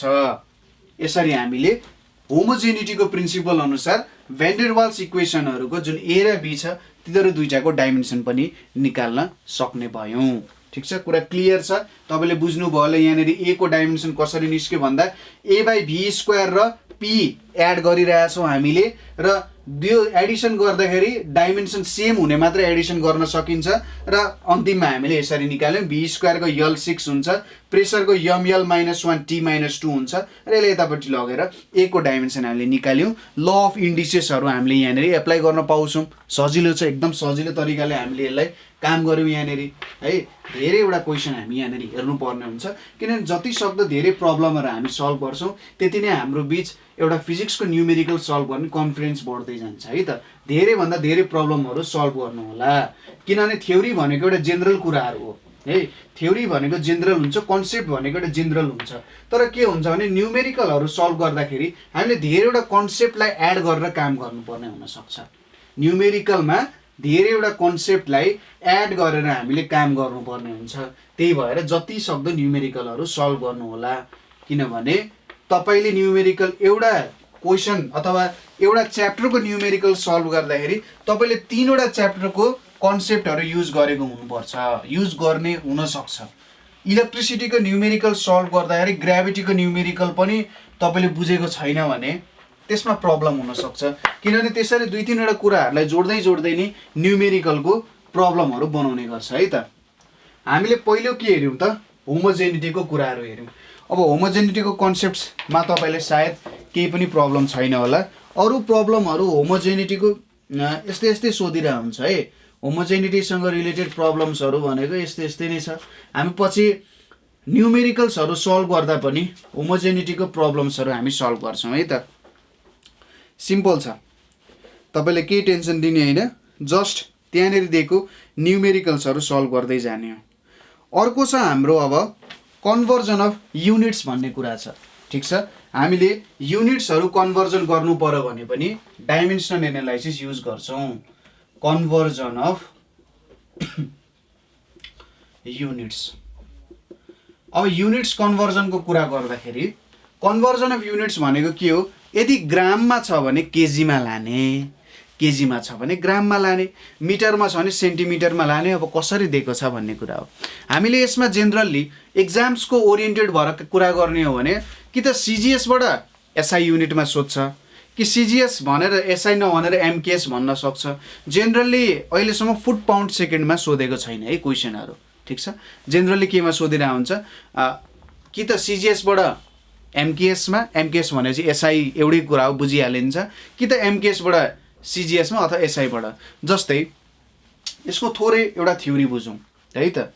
जस्तै मैले के लेखेँ भन्दा 1 केजी लेखेँ र मैले 1000 ग्राम लेखेँ। 1 केजीलाई मैले के लेख्न सक्छु, 1 × 1 केजी लेख्न सक्छु, र 1000 ग्रामलाई मैले के लेख्न सक्छु, 1000 × 1 ग्राम लेख्न सक्छु। अब 1 किलोग्राम भनेको के हो त, 1000 ग्राम हो। यो दुईटा त इक्वल कुरा हो नि। तपाईलाई कसैले म तिमीलाई 1 केजी सुन दिन्छु र कसैले तपाईलाई भनौँ म तपाईलाई 1000 ग्राम सुन दिन्छु भन्यो भने तपाईले के भन्नुहुन्छ, हैन मलाई त 1 केजी नै चाहियो भन्नुहुन्छ त। तपाईले भन्नुहुन्छ अरे मूर्ख यो दुईटै कुरा सेम हो भनेर भन्नुहुन्छ नि, हैन। अथवा तपाईलाई कसैले भन्यो म तपाईलाई 1 मिटर लेन्थको कपडा दिन्छु, अर्को कसैले भन्यो म तपाईलाई 100 सेन्टिमिटरको कपडा दिन्छु। यो दुईटा कुरा पनि सेम नै हो नि, हैन। 100 सेन्टिमिटरको कपडा दिनु र 1 मिटरको कपडा दिनु सेम कुरा हो। त्यसैले के कुरा बुझ्न जरुरी छ भने जब मैले एउटा युनिटबाट अर्को युनिटमा कन्भर्ट गर्छु नि, तिनीहरूको म्याग्निट्युडमा चेन्ज हुँदैन, टोटल म्याग्निट्युडको भ्यालुमा चेन्ज हुँदैन, एउटा केमा चेन्ज हुने रहेछ। जस्तै कुनै पनि फिजिकल क्वान्टिटीमा हामीले के भनेको थियौँ, एउटा त्यसको न्युमेरिकल भ्यालु हुन्छ, त्यसको युनिट हुन्छ। ठिक छ, एउटा न्युमेरिकल भ्यालु हुन्छ, अर्को त्यसको युनिट हुन्छ है। हो यहाँ पनि त्यही कुरा आयो। सपोज यसलाई मैले n1 ले एक्सप्रेस गरेँ, न्युमेरिकल भ्यालुलाई n1 ले एक्सप्रेस गरेँ, युनिटलाई u1 ले गरेँ। यसको न्युमेरिकल भ्यालुलाई n1 ले एक्सप्रेस गरे, युनिटलाई u2 ले एक्सप्रेस गरे नि हेर्नुस् त यो दुईटा कुराहरू सेम हुन जाँदो रहेछन्। यिनीहरूले एउटै कुरालाई जनाइरहेको छ डिफ्रेन्ट तरिकाले। म भनिरहेको छु आइज्याक न्युटन, मेरो साथी भनिरहेको छ न्युटन आइज्याक। हुन त डिफ्रेन्ट तरिकाले मैले भनिरहेको छु, नामलाई अगाडि पछाडि गरिरहेको छु, तर एउटै मान्छेले जनाइरहेको छु। यहाँ पनि मैले के गरिरहेको छु, 1 केजी भनेको पनि यसो हेर्दा डिफ्रेन्ट हो, 1000 ग्राम पनि डिफ्रेन्ट हो, तर म एउटै म्याग्निट्युडलाई जनाइरहेको छु भने मैले यसरी लेख्न सक्छु n1 u1 = n2 u2। यो ल चाहिँ सेटिस्फाई हुनुपर्छ, यसरी कन्भर्जन गरे जस्तो हो। हुनसक्छ म्याग्निट्युड डिफ्रेन्ट हुनसक्छ, तर अमाउन्ट के भइरहेछ सेम नै मैले डिफाइन गरिरहेको छु। अब यही प्रिन्सिपल अनुसार हामी कन्भर्ट गर्छौँ। यहाँनिर हेर्नुहोस् है त, ठिक छ। जस्तै अब यो n1 भनेको त के हो, डाइमेन्सनलेस कन्स्ट्यान्ट हो। यो सरी यहाँ n2 हुन्छ है, यो n2 भनेको नि के हो, डाइमेन्सनलेस कन्स्ट्यान्टै हो। ठिक छ, दुईटै डाइमेन्सनलेस कन्स्ट्यान्ट, यसको केही डाइमेन्सन हुँदैन। हामीले थाहा पाउनु पर्ने छ यो n2 को भ्यालु कति हो। ठिक छ, युनिटमा त हामी कन्भर्ट गरिहाल्छौँ हैन। जस्तै सिजिएस भनेको सेन्टिमिटर हुन्छ, ग्राम हुन्छ, सेकेन्ड हुन्छ। एमकेएसमा के हुन्छ, मिटर हुन्छ, किलोग्राम हुन्छ, सेकेन्ड, तीनटा कुराहरू हुन्छ। अब एउटाबाट अर्को युनिटमा लेख्न त हामीले त्यति अप्ठ्यारो परेन, तर म्याग्निट्युड कति हुन्छ भन्ने कुरामा प्रब्लम पर्न सक्छ। जस्तै मैले भेट्नुपर्ने चाहिँ n2 को भ्यालु, n2 लाई चाहिँ मैले भेट्नुपर्ने भ्यालु लेखेँ भने n2 = के हुन्छ, n1 u1/u2 हुन्छ। अब यो u1 को सम युनिट हुन्छ, u2 को सम युनिट हुन्छ। सपोज मैले n1 लेखेँ, u1 को युनिटलाई m1a लेखेँ, m2a लेखेँ, सरी यहाँनिर m1a l1b लेखौँ, l1b लेखौँ र t1c भनेर लेखेँ। ठिक छ, t1c भनेर लेखेँ। अब तल मैले के लेख्नु पर्ने हुन्छ, m2a l2b t2c भनेर लेख्नुहुन्छ। किन मैले यसरी लेखेँ त, यसो विचार गर्नुहोस् त। हामीले के भनेको थियौँ, तपाईँले के 1 केजीलाई 1 मिटरमा कन्भर्ट गर्न सक्नुहुन्छ, सक्नु हुँदैन, कुनै पनि हालतमा सक्नु हुँदैन। तपाईँले त्यसलाई जे पनि गर्न सक्नुहुन्छ, तर त्यसरी मिटरमा कन्भर्ट गर्न सक्नु हुँदैन। त्यसैले जब तपाईँले युनिट कन्भर्जन गरिराख्नु भएको छ नि, के हुन्छ त, यस्तो कन्भर्जन मात्रै गर्न सक्नुहुन्छ, एउटा युनिटबाट त्यही क्वान्टिटीलाई डिफाइन गर्ने अर्को युनिटमा कन्भर्जन गर्न सक्नुहुन्छ। मासको एउटा युनिटलाई तपाईँले अर्को युनिटमा मात्रै कन्भर्ट गर्न सक्नुहुन्छ, जुन मासकै कुरा एक्सप्लेन गरिरहेको छ। मास केजीमा मेजर गरिराख्नु छ, त्यसलाई पाउन्डमा कन्भर्ट गर्न सक्नुहुन्छ, ग्राममा कन्भर्ट गर्न सक्नुहुन्छ, मिलिग्राममा कन्भर्ट गर्न सक्नुहुन्छ, तर त्यसलाई तपाईँले मिलिमिटरमा कन्भर्ट गर्न सक्नु हुँदैन, सेकेन्डमा कन्भर्ट गर्न सक्नु हुँदैन। त्यसैले डाइमेन्सन सेम हुनु पर्यो। ठिक छ, हेर्नुहोस् त यहाँनिर के छ त, मैले m1 l1 t1 दिएँ, m2 l2 t2 दिएँ। यसको भ्यालुजहरू डिफ्रेन्ट हुन सक्छ, तर डाइमेन्सन के छ, मास, लेन्थ, टाइमको डाइमेन्सन सेम हुनुपर्छ, किनभने यिनीहरूले सेम क्वान्टिटीलाई एक्सप्रेस गरिरहेको छन्। ठिक छ, यिनीहरूको डाइमेन्सन के हुनु पर्यो, सेम हुनु पर्यो। यहाँ एबिसी छ, यो डाइमेन्सन पनि के छ, एबिसी नै हुनु पर्यो। नभए त जस्तै एक्सेलरेसन र एक्सेलरेसनलाई मैले सिजिएसबाट एमकेएसमा लगिरहेको छु भने यदि डाइमेन्सन डिफ्रेन्ट हुन्छ त, हुँदैन नि। हामीले अगाडि के भनेको थियौँ, डाइमेन्सनले सबैले एउटा जेनरल रूपमा हेर्छ, हो त्यो कन्सेप्ट यहाँनिर काम आयो नि त। अब हेर्नुहोस् त, मिटरमा छ अथवा सेन्टिमिटरमा छ, दुइटै लेन्थै हो नि त। सेकेन्डमा छ अथवा मिली सेकेन्डमा छ, दुइटै के हो, टाइम नै हो। त्यसैले दुइटैले टीले डिफाइन गरियो, लेन्थलाई दुइटैले एलले नै डिफाइन गरियो। हो यो चाहिँ डाइमेन्सनको एउटा मेन एक्जाम्पलको रूपमा। अब हेर्नुहोस् यहाँलाई के लेख्न सक्यो, n1 भयो। अब m1 m2 लाई मैले यसरी लेख्छु, m1 डिभाइडेड बाई m2 भयो, यहाँ पावर a लेख्न सक्यो। त्यसै गरी यहाँनिर l1 भयो, यहाँ l2 भयो, यहाँ पावर b हुन सक्यो। त्यसै गरी यहाँनिर के हुन्छ, t1 भयो, यहाँनिर t2 हुन गयो, यहाँनिर c लेख्न सक्यो। अब यसरी हामीले यहाँ कन्भर्जन गर्न सकिन्छ। ठिक छ, मास, लेन्थ, टाइम भयो, डाइमेन्सन भयो। यो भन्दा पनि हामीले एक्जाम्पल दियौँ भने अझै मोर क्लियरली हुन सक्छ। तपाईँले यो कुरा याद गर्नु पर्यो, यो फर्मुला याद गर्नु पर्यो। याद गर्नु भन्दा नि बुझ्नु पर्यो कि n1 u1 = n2 u2 हुँदाखेरि यसरी हामीले काम गर्न सक्छौँ। अब यहाँनिर केजी छ, यहाँनिर मिटर छ भने यो त कहिले पनि सेम हुने भएन, किनभने डाइमेन्सन सेम छैन। अब यहाँनिर पनि हेर्नुहोस् है त, प्रिन्सिपल अफ होमोजेनिटी लाग्छ। कसरी, n1 u1 minus n2 u2 = 0 छ। अब हामीले एडिसन अथवा सब्ट्र्याक्सन गरिरहेछौँ भने डाइमेन्सन सेम हुनुपर्छ। अब n1 को डाइमेन्सन र n2 को डाइमेन्सन सेम, n1 र n2 को त डाइमेन्सनै छैन नि हैन, n1 र n2 को डाइमेन्सनै छैन भनेपछि u1 को डाइमेन्सन र u2 को डाइमेन्सन सेम हुनुपर्छ कि पर्दैन? पर्छ। यदि u1 र u2 को डाइमेन्सन सेम भएन भने यिनीहरूमा के गर्न सकिँदैन, हामीले यो काम गर्न सकिएन, सबट्र्याक्सन गर्न सकिएन। त्यही भएर u1 र u2 को डाइमेन्सन सेम हुन गयो। यिनीहरूको न्युमेरिकल भ्यालु डिफ्रेन्ट होला तर डाइमेन्सन के छ? सेम छ। ठिक छ। डाइमेन्सनलको हाम्रो होमोजेनिटीको प्रिन्सिपलले पनि यही कुरा नै बताइरहेको छ है। यो कुरा बुझ्नु भयो होला है। अब एउटा पुरानो एक्जाम्पलदेखि हामी स्टार्ट गर्छौँ। यसमा म दुईटा एक्जाम्पल दिन तपाईँहरूलाई ट्राई गर्छु है त। एउटा भनेको हाम्रो फोर्स इक्वल्स टु यमेज हुन्छ। फोर्सको डाइमेन्सन के हुन्छ? जेनरली एसआईमा न्युटन भनेर लेखिन्छ है। एसआईमा के लेखिन्छ? न्युटन भनेर लेखिन्छ। तर सिजिएसमा के हुन्छ? त्यसलाई डाइन भनेर भनिन्छ। सिजिएसमा हामी डाइन भनेर भन्छौँ है। ल अब त्यसलाई हामी कन्भर्जन गर्नुपर्ने हुन्छ, एक अर्का बीच कन्भर्जन गर्नुपर्ने हुन्छ। हामी चाहिँ 1 न्युटनलाई डाइनमा कन्भर्ट गर्न गइरहेको छौँ। ठिक छ। न्युटनलाई डाइनमा कन्भर्ट गर्न गइरहेका छौँ। तपाईँलाई क्वेसनमा के सोध्ला भने कन्भर्ट 1 न्युटन टु डाइन भनेर भन्ला, अथवा convert SI unit of newton into CGS unit भनेर भन्ला। 1 न्युटनलाई डाइनमा कन्भर्ट गरिसकेपछि त कति के हुन्छ भन्ने थाहा हुन्छ हामीलाई। अब हेर्नुहोस्, फोर्सको फर्मुला के हो? सुरुमा त्यहाँबाट स्टार्ट गरौँ। फोर्स इक्वल्स टु के हो? यमए हो। र यमए भनेपछि फोर्सको डाइमेन्सन भनेको के हुन्छ? यमएल t-2 हुन जान्छ। हामीले अगाडि निकालिसकेका छौँ। अब न्युटनमा हेरौँ। यहाँ 1 न्युटन छ। यहाँनिर मैले n1 u1 equals to n2 u2 वाला प्रिन्सिपल आयो। यो न्युटन भनेको त एसआईमा छ। एसआईमा के हुन्छ? मास भनेको केजीमा हुन्छ है, लेन्थ भनेको मिटरमा हुन्छ, टाइम भनेको सेकेन्डमा हुन्छ। त्यसै गरी डाइनमा के हुन्छ? डाइनमा मास भनेको ग्राममा हुन्छ, लेन्थ भनेको सेन्टिमिटरमा हुन्छ र टाइम भनेको सेकेन्डमा हुन्छ। यसलाई मैले के नाम दिन्छु त भन्दा m1 l1 t1 दिए, यसलाई m2 l2 t2 भनेर दिए। कुरा क्लियर छ? अब यहाँनिर हेर्नुहोस् n1 को भ्यालु, n1 को भ्यालु कति छ? 1 छ। 1 इन्टु 1 न्युटन लेख्न सकिन्छ नि। यतापट्टि 1 न्युटन आयो है। अब हामीले भेट्नु पर्यो n2 को भ्यालु। हामीले u2 को भ्यालु त थाहा छँदैछ। हेर्नुहोस् त, u2 भनेको तीनवटा कुराले मिलेको छ, g cm s। अब यहाँनिर हेर्नुहोस् हामी के गर्छौँ है त। यहाँनिर मैले n1 को भ्यालु 1 लेखेँ, u1 को भ्यालु के हुन्छ? m1 l1 power 1 t1 power -2 र n2 को हामीलाई थाहा छैन। यहाँनिर मैले के लेखेँ? m2 l2 को पावर 1 t2 को पावर -2 भनेर लेखेँ। अब n2 इक्वल्स टु के लेख्न सकिने रहेछ?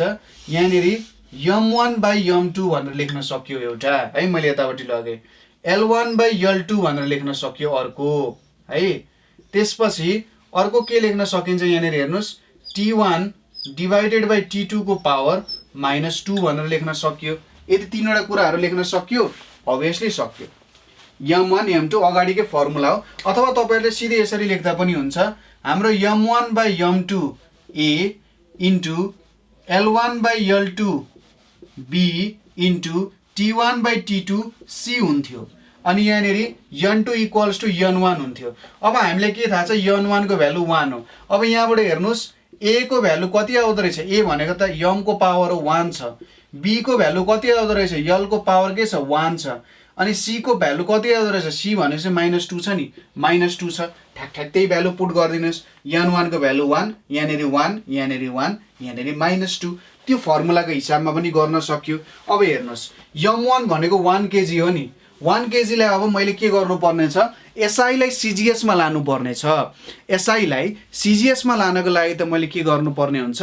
किलोग्रामलाई ग्राममा कन्भर्ट गर्नुपर्ने हुन्छ। m1 भनेको के हो? 1 केजी हो। 1 केजी भनेको 1000 ग्राम हुन्छ कि हुँदैन?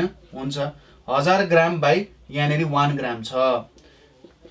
l1 भनेको के छ? 1 मिटर छ। l1 1 मिटरलाई सेन्टिमिटरमा कन्भर्ट गर्दा 100 सेन्टिमिटर बाई 1 सेन्टिमिटर आउँछ। टाइम भनेको त यो माथिको नि 1 सेकेन्ड हुन्छ, तल पनि 1 सेकेन्ड हुन्छ, -2 हुने भयो। ठिक छ।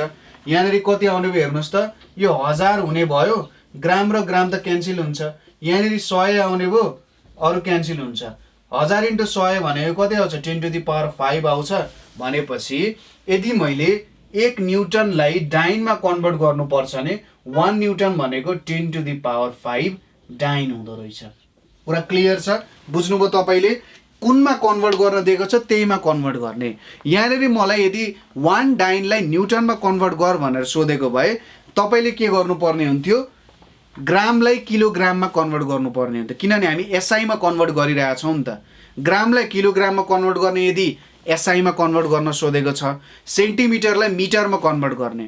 तर यदि एसआईबाट सिजिएसमा सोधिरहेको छ भने तपाईँले के गर्नु पर्यो, एसआईबाट सिजिएसमा सोधिरहेको छ भने सिजिएसको सबै युनिटलाई एसआईमा कन्भर्ट गर्नु पर्यो। सरी, उल्टो भनेछु, एसआईको सबै युनिटलाई सिजिएसमा कन्भर्ट गर्नु पर्यो। यहाँनिर यदि एसआई टु सिजिएस भनिरहेको छ, एसआई टु सिजिएसमा कन्भर्ट गर्न सोधिरहेछ भने एसआईको सबै युनिटलाई सिजिएसमा कन्भर्ट गर्ने, र यदि सिजिएस टु एसआई भनिरहेछ भने सिजिएसमा भएको सबै युनिटलाई एसआईमा कन्भर्ट गरेर काम गर्नु पर्यो। ठिक छ, यो डाइनको कुरा बुझ्नुभयो। अब अर्को एक्जाम्पल पनि यहाँनिर हामी हेर्छौँ। ठिक छ, नेक्स्ट एक्जाम्पलमा हाम्रो के छ भने, यो मेटाइदिन्छु है, तपाईँले आफै पनि एकचोटि ट्राई गर्नु होला।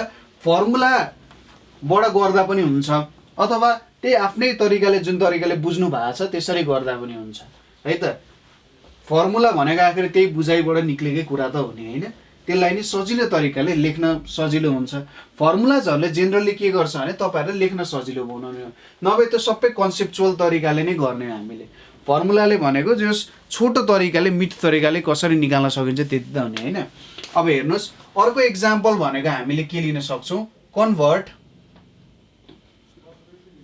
1 जुल इन्टु 1 अर्ज भनेर लिन सकिन्छ। फेरि म एसआई टु सिजिएसै गरिरहेको छु। जुल भनेको एसआई युनिट अफ एनर्जी हो, अर्ज भनेको सिजिएस युनिट अफ के हो त, एनर्जी हो। ठिक छ, जुल भनेको एसआई युनिट हो, अर्ज भनेको सिजिएस युनिट हो। यसमा कन्भर्ट गर्नु पर्यो। अब हामीलाई के थाहा छ, इनर्जी भन्नु र वर्क डन भन्नु एउटै कुरा हो है त। वर्क डनबाटै इनर्जी आउने हो। अब उसले के भन्छ, अरे यार तैँबाट इनर्जी आउँछ भने तर इनर्जी एउटै त कुरा होस् नि भन्ने जस्तो कुरा भयो। ठिक छ, त्यसलाई बुझ्न सकिन्छ। वर्क डन भन्नु नै इनर्जी हो, यिनीहरूको डाइमेन्सन सेमै हुन्छ। तपाईँले वर्क डनको डाइमेन्सन र इनर्जीको डाइमेन्सन कम्पेयर गर्न सक्नुहुन्छ। वर्क डन भनेको के हो, फोर्स इन्टु नलेखौँ, इन्टुले धेरै ठुलो मिनिङ यहाँ राख्न सक्छ। फोर्स र यो हाम्रो जुन डिस्प्लेसमेन्ट छ यसको डट प्रोडक्ट हो। किनभने वर्क डन भनेको के बुझिन्छ त, हामीले फोर्स हामीले एप्लाई गऱ्यौँ कुनै अब्जेक्टमा, त्यसले कति डिस्प्लेसमेन्ट ल्याउँछ भन्ने जस्तो कुरा त हो नि, होइन? अब यहाँनिर हेरौँ, फोर्सको डाइमेन्सन भनेको के हुन्छ, यम L1 T-2 हुन्छ, र डिस्प्लेसमेन्टको डाइमेन्सन L⁻1 हुन जान्छ। यहाँनिर अब वर्कको डाइमेन्सन के भयो, mL² T-2 हुन गयो, यहाँनिर 1 छ है। अब यहाँनिर हेर्नुहोस्, ए को भ्यालु 1 हुन गयो, बी को भ्यालु 2 हुन गयो, र सी को भ्यालु -2 हुन गयो। ठिक छ, ए को भ्यालु 1 हुन गयो, बी को भ्यालु 2 हुन गयो, सी को भ्यालु -2 हुन गयो। यो एउटा तरिका भयो। अब हेरौँ, जस्तै यहाँनिर 1 जुल छ, अर्जमा कन्भर्ट गर्नुपर्ने छ। मैले फेरि formula लेखेँ, N1 U1 = N2 U2 भनेर लेखेँ। अब मैले यहाँनिर N1 लेखेँ टाइम्स U1 भनेको के हुन्छ, M1, अनि यहाँनिर 1 छ, L1 2 छ, T1 -2 छ। त्यसै गरी N2 लेखेँ मैले, यहाँनिर M2 1 छ, L2 2 छ, T2 -2 छ। अब N1 को भ्यालु हामीले थाहा छ, N2 को भ्यालु भेट्नु पर्ने, और N2 = के लेख्न सक्यो, N1 को भ्यालु 1 छ, 1 भयो, यहाँनिर M1 1, L1 2, T1 -2 भयो, अनि यहाँनिर अर्को के लेख्न सक्यो, M2 1, L2 2, T2 -2 भनेर लेख्न सक्यो। इक्वल्स टु यहाँनिर M1/M2 1 छ, L1/L2 2 छ, T1/T2 -2 छ। कुरा क्लियर छ? फर्मुलाकै हिसाबमा पनि तपाईँले गर्नु भने यही कुरा आउँछ। अब हामीले के गरिरहेछौँ, एसआईलाई सिजिएसमा कन्भर्ट गरिरहेछौँ। यो M1 L1 T1 भनेको सबै एसआईको युनिट्सहरूमा आउँछ। यो M2 L2 T2 भनेको सिजिएसमा आउँछ। यसलाई म चाहिँ एक स्टेप बढाइदिन्छु। M1 भनेको मैले 1 केजी लेखेँ, M2 भनेको मैले 1 ग्राम लेखेँ, माथि 1 लेखेँ। L1 भनेको मैले 1 मिटर लेखेँ, L2 भनेको 1 सेन्टिमिटर लेखेँ मैले, यहाँ स्क्वायर छ। T1 भनेको 1 सेकेन्ड, यो 1 सेकेन्ड आयो, यहाँ -2 छ। अब 1 केजी भनेको त 1000 ग्राम हो, 1000 ग्राम डिभाइडेड बाई 1 ग्रामको पावर 1 हुने भयो। त्यसै गरी 1 मिटर भनेको 100 सेन्टिमिटर हो, यहाँ 1 सेन्टिमिटर भयो, स्क्वायर पनि छ। अब यो 1 आउँछ, यो भनेको 1 आउने भयो, केही फरक परेन। यहाँनिर फाइनली के आउन गयो हेर्नुहोस् त, यहाँनिर 1000 आयो, अनि यहाँनिर सेन्टिमिटर काट्यो, 100 को स्क्वायर आयो। 100 को स्क्वायर भने चाहिँ 1 2 3 4 वटा 0 आयो। यो भनेको यहाँ 3 वटा 0 छ, यहाँ 4 वटा 0 छ, यो 10 टु द पावर 3 भयो, यो 10 टु द पावर 4 भयो, यो भनेको 10 to the power 3 plus 4 equals to 10 to the power 7 आउँदो रहेछ। यसको मतलब यहाँबाट हामीले के निकाल्यौँ, 1 जुल भनेको 10 टु द पावर 7 ERG अर्ज भनेर आउँदो रहेछ। ठिक छ, 1 जुल भनेको 10 टु द पावर 7 अर्ज भनेर आउँदो रहेछ र यसैले हामीले प्रब्लम सल्भ गर्न सक्छौँ। यो हाम्रो मेथोडिकल तरिका भयो। फर्मुलामा ल्याउँदा कुनै बेला कन्फ्युजन आउन सक्छ, तर यसरी मेथोडको हिसाबमा गर्नु भने तपाईँको कहिले पनि प्रब्लम बिग्रिने चान्सेसै छैन। जतापट्टि उल्टो पाल्टो गऱ्यो भने तपाईँले कुनै तरिकाले नि प्रब्लम बिगार्न सक्नु हुँदैन। ठिक छ, हो यो एउटा के भयो त हाम्रो डाइमेन्सनको अर्को काम भयो। डाइमेन्सनबाट हामीले के निकाल्न सक्ने रहेछौँ भन्दा एउटा युनिटलाई अर्को युनिटमा कन्भर्ट गर्दा भ्यालुहरू के आउँदो रहेछ त भन्ने कुरा डाइमेन्सनबाट पनि हामीले कम्पेयर गरेर निकाल्न सक्ने रहेछौँ। यो कुरा हामीलाई थाहा भयो है, सिम्पल कुरा छ, त्यस्तो केही गाह्रो छैन। यहाँसम्म केही प्रब्लम भयो भने तपाईँहरूले सोध्न सक्नुहुन्छ है।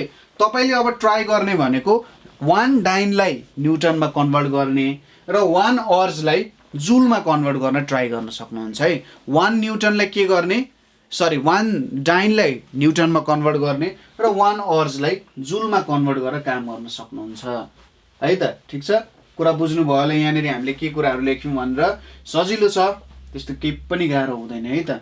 हामीले डाइमेन्सनको यहाँनिर दुईवटा कुराहरू चाहिँ हेऱ्यौँ। के कुराहरू हेऱ्यौँ भन्दा प्रिन्सिपल अफ होमोजेनिटीको कुराहरू हेऱ्यौँ, कुन कुराहरू एड गर्न सकिन्छ, कुन कुराहरू सब्ट्र्याक्ट गर्न सकिन्छ भन्ने कुराहरू हेऱ्यौँ। अर्को भनेको एउटा युनिटबाट अर्को युनिटमा कसरी कन्भर्ट गर्न सकिन्छ भन्ने कुराहरू हेऱ्यौँ। ठिक छ, मलाई चाहिँ के लाग्छ भने जेनरली डाइमेन्सनको कुराहरू पढ्दाखेरि हामीले अगाडिको धेरै फर्मुलाहरू पनि थाहा हुन्छ। डाइमेन्सनलाई ठिक्क ठाउँमा राखेको छ, फर्स्ट च्याप्टरमै राखेको छ। जस अगाडिको केही फर्मुलाजहरू हामीले के पढिरहेछौँ, कस्तो एक्सपेरिमेन्टहरू गर्छौँ। अब धेरैवटा ल्याब एक्सपेरिमेन्टहरू गर्नुपर्ने हुन्छ तपाईँले फिजिक्समा, हो त्यो के एक्सपेरिमेन्टहरू हामीले गर्नुपर्ने हो, कस्तो एक्सपेरिमेन्टहरू हामीले त्यहाँनिर युज गर्नुपर्ने हुन्छ, के बुझ्नुपर्ने हुन्छ, त सबै कुरा थाहा हुन्छ। डाइमेन्सनले धेरै कुरामा तपाईँहरूलाई सजिलो नै बनाएर हुन्छ जेनरली है त। त्यसैले डाइमेन्सनको च्याप्टर पढ्दाखेरि अलिकति राम्ररी नै पढ्नु होला। यो सबै च्याप्टरको के को रूपमा आउन जान्छ त, बेसिसको रूपमा नै आउन जान्छ। ठिक छ, ल डाइमेन्सनको हामीले यो दुईवटा कुराहरू हेऱ्यौँ है। अब अर्को पनि छ, डाइमेन्सनको अर्को इम्पोर्टेन्ट युज पनि छ। त्यो युज चाहिँ के हुन्छ भने हामी च्याप्टर्स अनुसार हेर्दै जान्छौँ है त। डाइमेन्सनको युजहरू हामी च्याप्टर अनुसार हेर्दै जान्छौँ। तर यहाँनिर म यसलाई लेखिदिन्छु, डिड्युसिङ रिलेसन।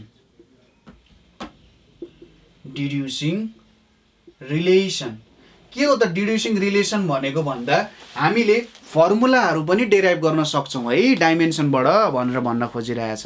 ठिक छ, हामीले डाइमेन्सन एनालाइसिस गरेर फर्मुलाहरू पनि डेराइभ गर्न सकिन्छ। ठिक छ, तर यसको एउटा शर्त छ, यसको एउटा कन्डिसन छ। हामीले थाहा हुनुपर्छ कि हामी जुनको फर्मुला डेराइभ गरिरहेको छौँ, ठिक छ, हामी जुनको अथवा जसको फर्मुला डेराइभ गरिरहेको छौँ त्यस केसँग रिलेटेड छ भन्ने कुरा हामीलाई थाहा हुनुपर्छ। जस्तै यदि म फोर्सको फर्मुला डेराइभ गरिरहेको छु भने मलाई थाहा हुनुपर्छ कि फोर्स भनेको एउटा माससँग रिलेटेड छ, अर्को एक्सेलरेसनसँग रिलेटेड छ। ठिक छ, फोर्स भनेको एउटा माससँग रिलेटेड छ, अर्को एक्सेलरेसनसँग रिलेटेड छ। त्यसै गरी यदि म पोटेन्सियल इनर्जीको फर्मुला डेराइभ गरिरहेको छु भने मलाई के थाहा हुनु पर्यो, मेरो पोटेन्सियल इनर्जी एउटा माससँग रिलेटेड छ, एक्सेलरेसन ड्यु टु ग्राभिटीसँग रिलेटेड छ र अर्को हाइटसँग रिलेटेड छ भन्ने कुरा थाहा हुनुपर्छ।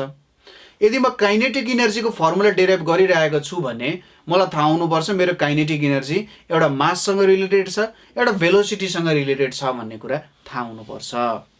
यति कुरा थाहा भइसकेपछि मात्रै हामी रिलेसनहरू डिड्युस गर्नुपर्ने सकिन्छ।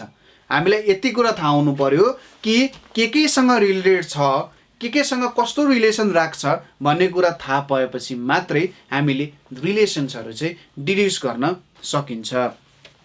जस्तै हामीले काइनेटिक इनर्जीकै कुरा गऱ्यौँ, हामी तीनटा फर्मुला ट्राई गरौँ नि त। एउटा काइनेटिक इनर्जीको फर्मुला ट्राई गरौँ है, त्यसपछि एउटा के को डेराइभ गर्न सकिएला त, काइनेटिक इनर्जीको भनियो, त्यसपछि हामीले नि चिनिरहेको फर्मुला डेराइभ गर्दा सजिलो हुन्छ क्या। अब जेनरली के गराइन्छ भने हामीले नथाहा भएको विभिन्न फर्मुलाहरू डेराइभ गर्न सकिन्छ, यहाँनिर त्यो गर्न सकिन्छ। जस्तै म तपाईँहरूलाई के फर्मुला डेराइभ गर्न सक्छु भन्दा त्यहाँनिर स्टोक्स लको फर्मुला डेराइभ गर्न सक्छु तपाईँहरूको लागि, तर त्यसले त खासमा के रहेछ त भन्ने कुरा थाहा भएन। अहिलेसम्म हामीले जे कुराहरू स्टडी गऱ्यौँ त्यसकै फर्मुलाहरू डेराइभ गरेर ट्राई गरौँ न होइन, हो त्यो हेरौँ है त। सपोज सुरुमा पोटेन्सियल इनर्जीको फर्मुला डिड्युस गर्न चाहन्छु। हामीले के भन्यौँ, पोटेन्सियल इनर्जी भन्ने कुरा केसँग रिलेटेड छ भन्ने कुरा थाहा हुनुपर्छ। पोटेन्सियल इनर्जी एउटा कुरा माससँग रिलेटेड छ, अर्को भनेको potential energy acceleration due to ग्राभिटीसँग रिलेटेड छ, अर्को भनेको पोटेन्सियल इनर्जी हाइटसँग रिलेटेड छ। ठिक छ। र अब हामी के गर्छौँ भन्दा यसरी लेख्छौँ, potential energy is directly proportional to, अब मासको कति पावरसँग रिलेटेड छ हामीलाई थाहा छैन, ए लेख्छौँ। जी को कति पावरसँग रिलेटेड छैन हामी बी लेख्छौँ। हाइटको कति पावरसँग रिलेटेड छ हामीलाई थाहा छैन, त्यसैले हामी यसरी सी लेख्छौँ। प्रोपोर्सनल दिएको छौँ। अब इक्वल्स टु लेख्नु पर्यो भने हामी के गर्छौँ, पिई इक्वल्स टु, यहाँनिर एउटा डाइमेन्सनलेस कन्स्टेन्ट हामी युज गरिरहेछौँ। जस्तै भ्यालुजहरू आउन सक्छ नि, के को भ्यालु त जे पनि आउन सक्छ। अब डाइमेन्सनलेस कन्स्टेन्टहरू, विभिन्न डाइमेन्सनलेस कन्स्टेन्टहरू आउन सक्छ, त्यो चाहिँ हामीले एक्सपेरिमेन्टबाट डिटरमाइन गर्नुपर्ने हुन्छ। ठिक छ। एक्सपेरिमेन्ट्सहरूबाट हामी जेनरली डाइमेन्सनलेस कन्स्टेन्ट्सको भ्यालुहरू डिटरमाइन गरिरहन्छौँ। हुन त हामी डाइमेन्सनल कन्स्टेन्ट्सहरूको भ्यालु पनि डिटरमाइन गर्छौँ एक्सपेरिमेन्टबाट, तर यो एउटा हाम्रो डिड्युसिङ रिलेसनको टेक्निक भयो। अब हेरौँ है त, यो के भयो, यहाँनिर मैले यम पावर ए लेखेँ, यहाँनिर जी पावर बी छ, अनि यहाँनिर एच पावर सी छ। अब यसको डाइमेन्सनल फर्मुला लेखौँ।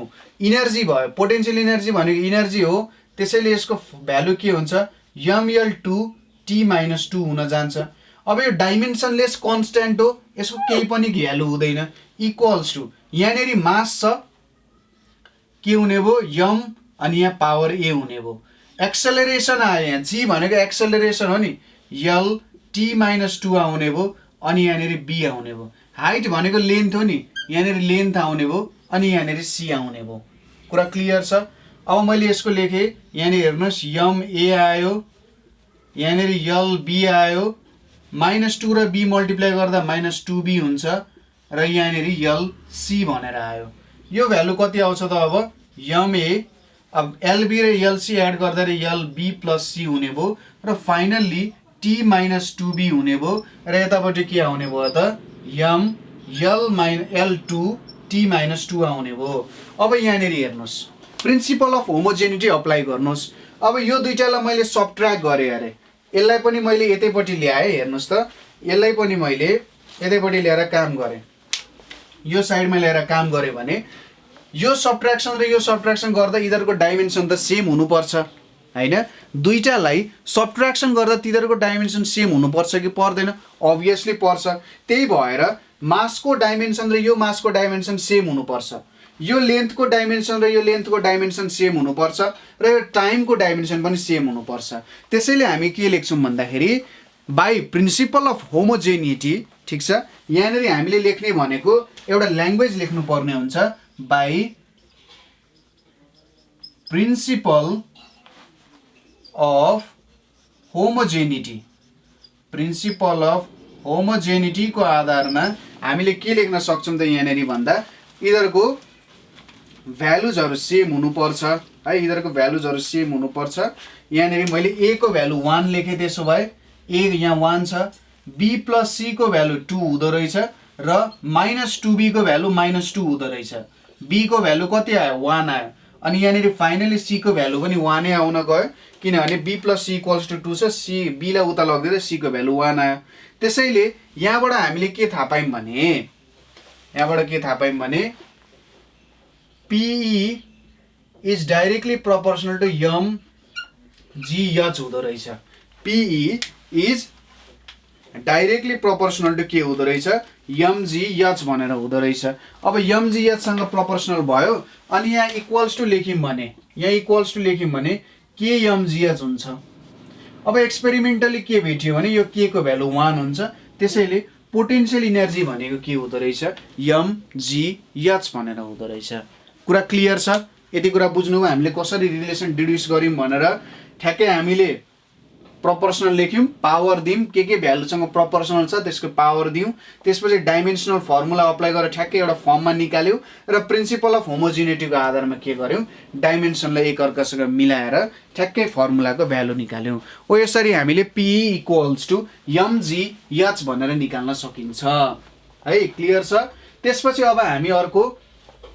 काइनेटिक एनर्जीको रिलेसन पनि डिड्युस गरौँ है त काइनेटिक एनर्जीको रिलेसन पनि यहाँनिर थोरै डिड्युस गरौँ ठीक छ ल काइनेटिक एनर्जीको हेरौँ काइनेटिक एनर्जी भनेको के सँग रिलेटेड हुन्छ काइनेटिक एनर्जी भनेको हाम्रो एउटा त काइनेटिक एनर्जी भनिसकेपछि एउटा डाइरेक्टली प्रोपोर्सनल टु के हुन्छ मास हुन्छ अर्को काइनेटिक एनर्जी भनेको डाइरेक्टली प्रोपोर्सनल भनौं भेलोसिटी सँग प्रोपोर्सनल हुन्छ त्यसैले हामीले के लेख्न सक्यौं kinetic energy proportional to m power a र v पावर b भनेर लेख्यौं अब काइनेटिक एनर्जी इक्वल्स टु के लेख्न सकिन्छ k times m power a v power b भनेर लेख्न सकिन्छ हैन अब काइनेटिक एनर्जी भनेको यसको डाइमेन्सनल फर्मुला एनर्जीकै फर्मुला हुन जान्छ ml2 t - 2 हुन गयो अब के भनेको त डाइमेन्सनलेस कन्स्ट्यान्ट यसको भ्यालु हुँदैन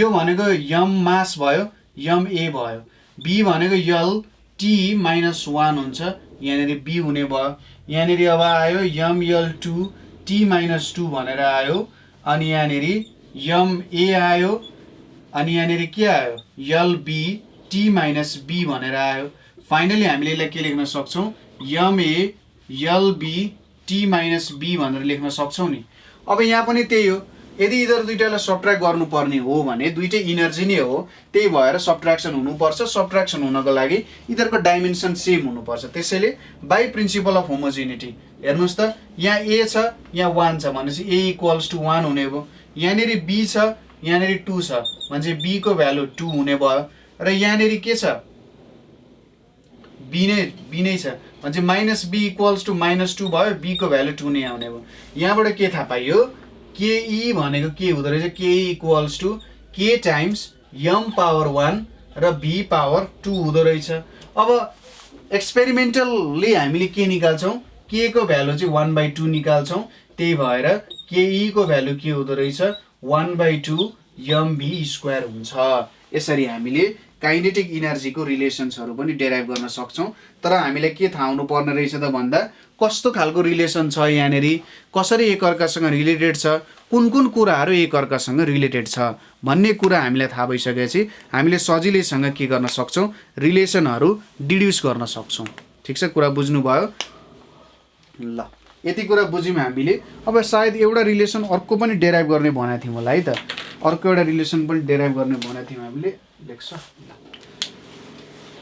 एउटा भनेको टाइम पिरियड अफ पेन्डुलम को रिलेसन डेराइभ गर्नु पर्ने छ के त time period of a pendulum जस्तै यहाँनेरि अब time period of a pendulum भन्दाखेरि के हुन्छ time period of a pendulum को फर्मुला हुन्छ t2 पाई √L/g भन्ने हुन्छ यो L भनेको लेन्थ भयो g भनेको एक्सेलरेसन ड्यू टु ग्राभिटी हो सपोज यो एउटा पेन्डुलम हुन्छ यो पेन्डुलमको लेन्थ हुन्छ यो L भयो acceleration due to gravity time period भनेको जुन टाइम सपोज यो पोइन्ट देखि यहाँ जान्छ पेन्डुलम फेरि यही पोइन्टमा आइपुग्नको लागि लाग्ने टाइमलाई चाहिँ टाइम पिरियड भनेर भन्न सकिन्छ ठीक छ एकै रेटमा यसरी हल्लिरा हुन्छ नि यो भनेको के हो त टाइम पिरियड हो कस्तो भयो यो पोजिसनमा छ यहाँ पुग्यो फेरि यहाँबाट यहाँ फर्किनको लागि कति समय लाग्छ भन्नु नै के हुन जान्छ त टाइम पिरियड भनेर हुन जान्छ। यो एउटा रिलेसन पनि हामीले डेराइभ गरौँ, ठिक छ। अब हामीलाई के थाहा छ भने टाइम पिरियड, यो टाइम पिरियड भनेको पनि टाइमै हो है त, टाइम पिरियड भनेको पनि टाइमै हो। त्यसैले यो टी भनेको डाइरेक्टली यहाँ प्रोपोर्सनल टु लेन्थ लेखियो र proportional to acceleration due to gravity भनेर लेखियो है। अब यहाँनिर हामी के लेख्न सक्छौँ, t proportional to l into g भनेर लेख्न सक्छौँ। अब यहाँनिर पावर ए दिए, यहाँनिर बी दिए। अब टी इक्वल्स टु कन्स्टेन्ट यहाँनिर के आउने भयो, l power a g power b भनेर आउने भयो। अब डाइमेन्सनलतिर जाने भने टी भनेको त यहाँ T1 हुने भयो, के को त केही पनि डाइमेन्सन हुँदैन। यल भनेको यहाँनिर यल आउने भयो अनि यहाँ ए छ, यो त एक्सेलरेसन ड्यु टु ग्राभिटी हो, त्यसैले यल टी माइनस 2 भयो, यहाँ बी हुने भयो। अब यहाँ हेर्नुहोस् है त, मैले यसलाई यसरी लेख्न सक्छु, यम पावर 0 यल पावर 0 टी पावर 1 भनेर लेख्न सक्छु, केही फरक त पर्दैन।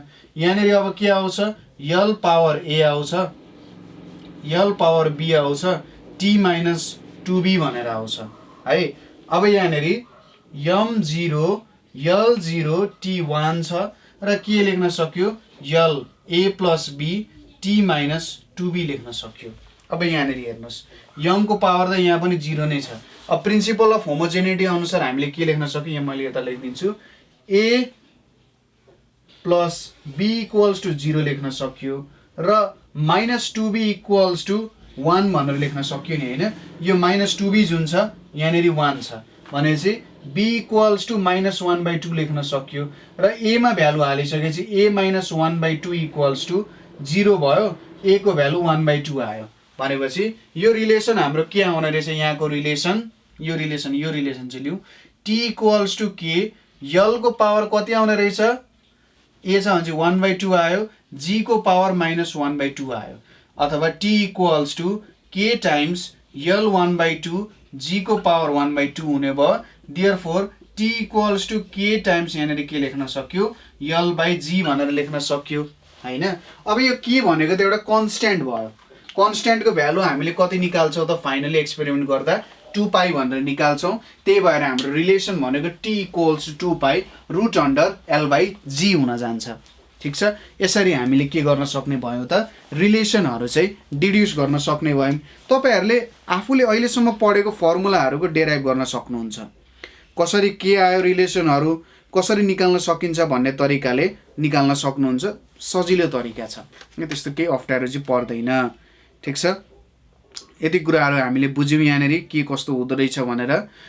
त्यसपछि अर्को कुरा छ, त्यसो भए डाइमेन्सनको केही लिमिटेसन्सहरू चाहिँ लेखिसक्नु भयो होला, ठिक छ, म यतिकै भनिदिन्छु। लिमिटेसन्स अफ डाइमेन्सनल एनालाइसिस पनि छ। जस्तै डाइमेन्सन एनालाइसिसको एउटा के चाहिँ छ भन्दाखेरि प्रब्लम, डाइमेन्सनल एनालाइसिसको एउटा प्रब्लम भनेको के छ भने यहाँबाट हामी कन्स्ट्यान्ट्सको भ्यालुजहरू निकाल्न सक्दैनौँ। जस्तै हामीले यहाँ 2-3वटा एक्सप्रेसनमा के को भ्यालु हेऱ्यौँ नि, हामीले खालि के भन्यौँ त 3टा एक्सप्रेसनमा हामीले काम गऱ्यौँ। 3टा एक्सप्रेसनमा काम गर्दाखेरि डाइमेन्सनल एनालाइसिस अनुसार भ्यालु के हुन्छ त, यो कन्स्ट्यान्ट्सको भ्यालुजहरू के हुन्छ हामीलाई थाहा भएन। डाइमेन्सनल्ली मात्रै के गर्न सक्यौँ त हामीले, यसको चाहिँ एक्सपेरिमेन्टली यति भ्यालु हुन्छ है भनेर मात्रै भन्यौँ। त्यसैले डाइमेन्सनल एनालाइसिसद्वारा हामीले के गर्न सक्दैनौँ त, भ्यालुजहरू जेनरली निकाल्न सक्दैनौँ, त्यो पोसिबल छैन। अर्को कुरा, न्युमेरिकल भ्यालुजहरू निकाल्न पनि पोसिबल छैन। के कस्तो न्युमेरिकल भ्यालुजहरू हुन्छ भन्ने कुरा पनि हामी जेनरली निकाल्न सक्दैनौँ। कुनै पनि एक्सपेरिमेन्ट गर्दा कस्तो न्युमेरिकल भ्यालुजहरू आउला भन्ने कुराहरू पनि डाइमेन्सनबाट जेनरली निकाल्न सक्दैनौँ। र डाइमेन्सनबाट अर्को कुरा, हामी फर्मुला डेराइभ पनि गर्न सक्दैनौँ। किन डेराइभ गर्न सक्दैनौँ भन्दाखेरि डिड्युस लेखा छैन, डेराइभ लेखा छैन। डेराइभ गर्न सक्दैनौँ किनभने डाइमेन्सनको प्रब्लम के छ भने हामीलाई सुरुमा थाहा हुनुपर्छ हामी केसँग काम गरिरहेछौँ भन्ने कुरा थाहा हुनुपर्छ हैन। त्यो काम केसँग गरेको छौँ भन्ने कुरा थाहा छैन भने नयाँ फर्मुला हामी यहाँबाट डेराइभ पनि गर्न सकिँदैन डाइमेन्सनबाट। यसको आफआफ्नै प्रब्लम छ, आफआफ्नै स्ट्रेन्थ छ, आफआफ्नै विकनेसेस छ। सबै कुराको त्यही त हो नि, आफ्नै प्रब्लम हुन्छ, आफ्नै स्ट्रेन्थ हुन्छ, आफ्नै विकनेसेसहरू हुन्छ। त्यो स्ट्रेन्थहरूलाई कुन ठाउँमा कसरी युज गर्न सकिन्छ भन्ने कुरा त हो नि, ठिक छ, त्यति त कुरा हो। यो कुरा बुझ्न जरुरी छ। लिमिटेसन्सको कुराहरू बुझ्न जरुरी छ, थाहा पाइराख्न जरुरी छ, तर कहीँनिर हामी युज गर्छौँ भन्ने कुरा चाहिँ आउँदैन। जेनरली हामीले आफ्नो तरिकाले फर्मुलाहरू डेराइभ गरिरहेको हुन्छौँ, तर यसको मतलब यो होइन कि यो चाहिँ होइन, यो तरिका ठिक होइन। किनभने क्लास 11 देखि 12 को धेरै फर्मुलाहरू हामी डाइमेन्सनल मेथडद्वारा पनि के गर्छौँ त निकाल्छौँ।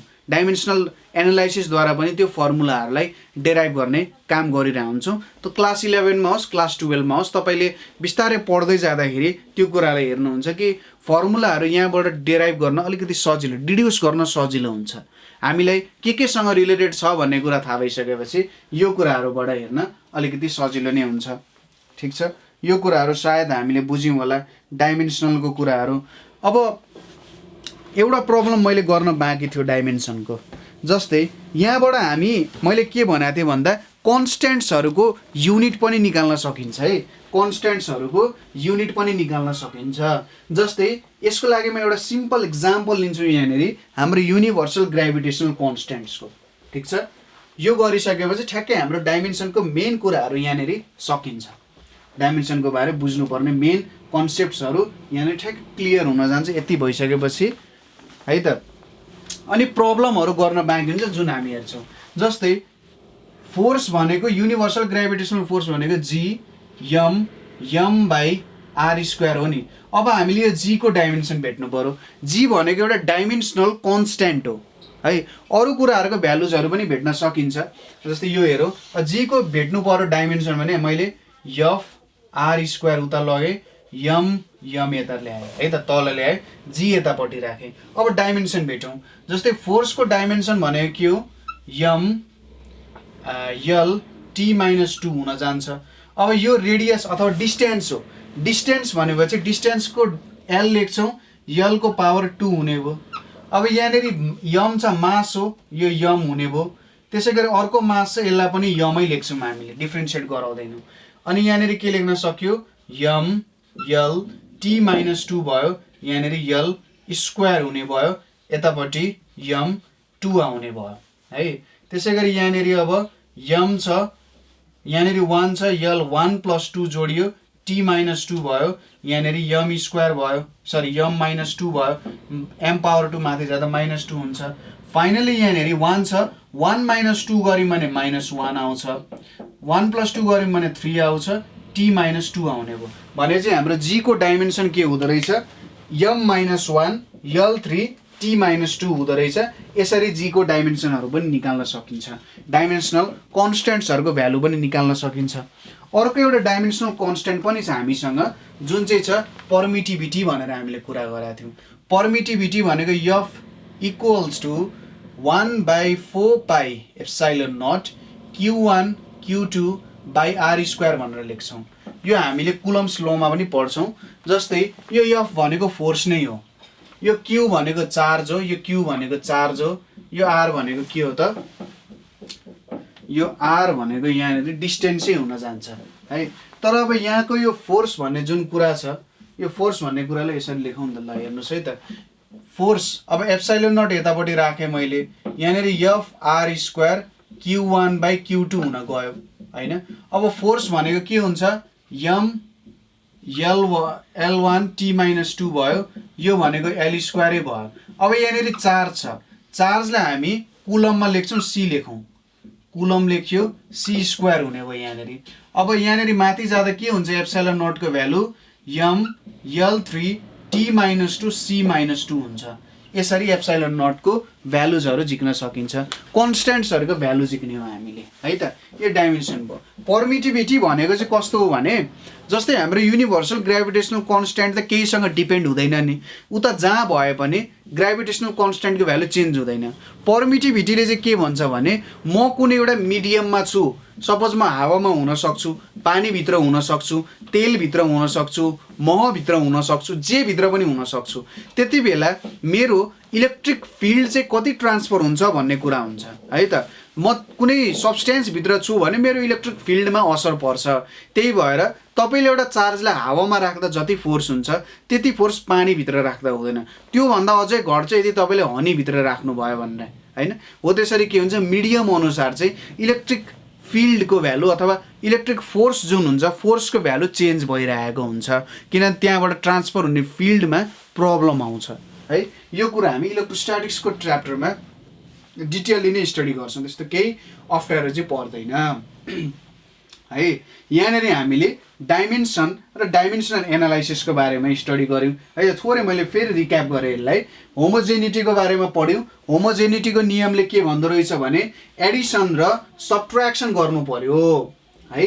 एडिसन र सब्ट्र्याक्सन गर्नु पर्यो भने जुन कुराहरू बिच एडिसन र सब्ट्र्याक्सन गरिरहेछौँ त्यसको केही युनिट हुनुपर्छ, तर त्यो युनिट जुन छ सेम युनिट हुनुपर्छ।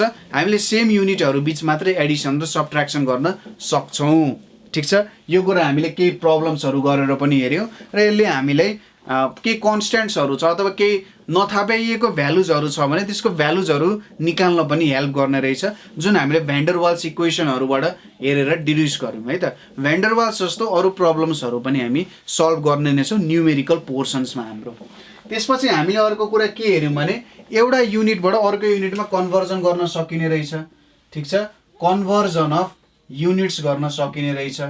एउटा युनिटबाट अर्को युनिटमा कन्भर्ट गर्ने हामीले दुईटा एक्जाम्पल हेऱ्यौँ। डाइनलाई न्युटनमा र जुललाई अर्जमा कन्भर्ट गरेर हेऱ्यौँ हामीले।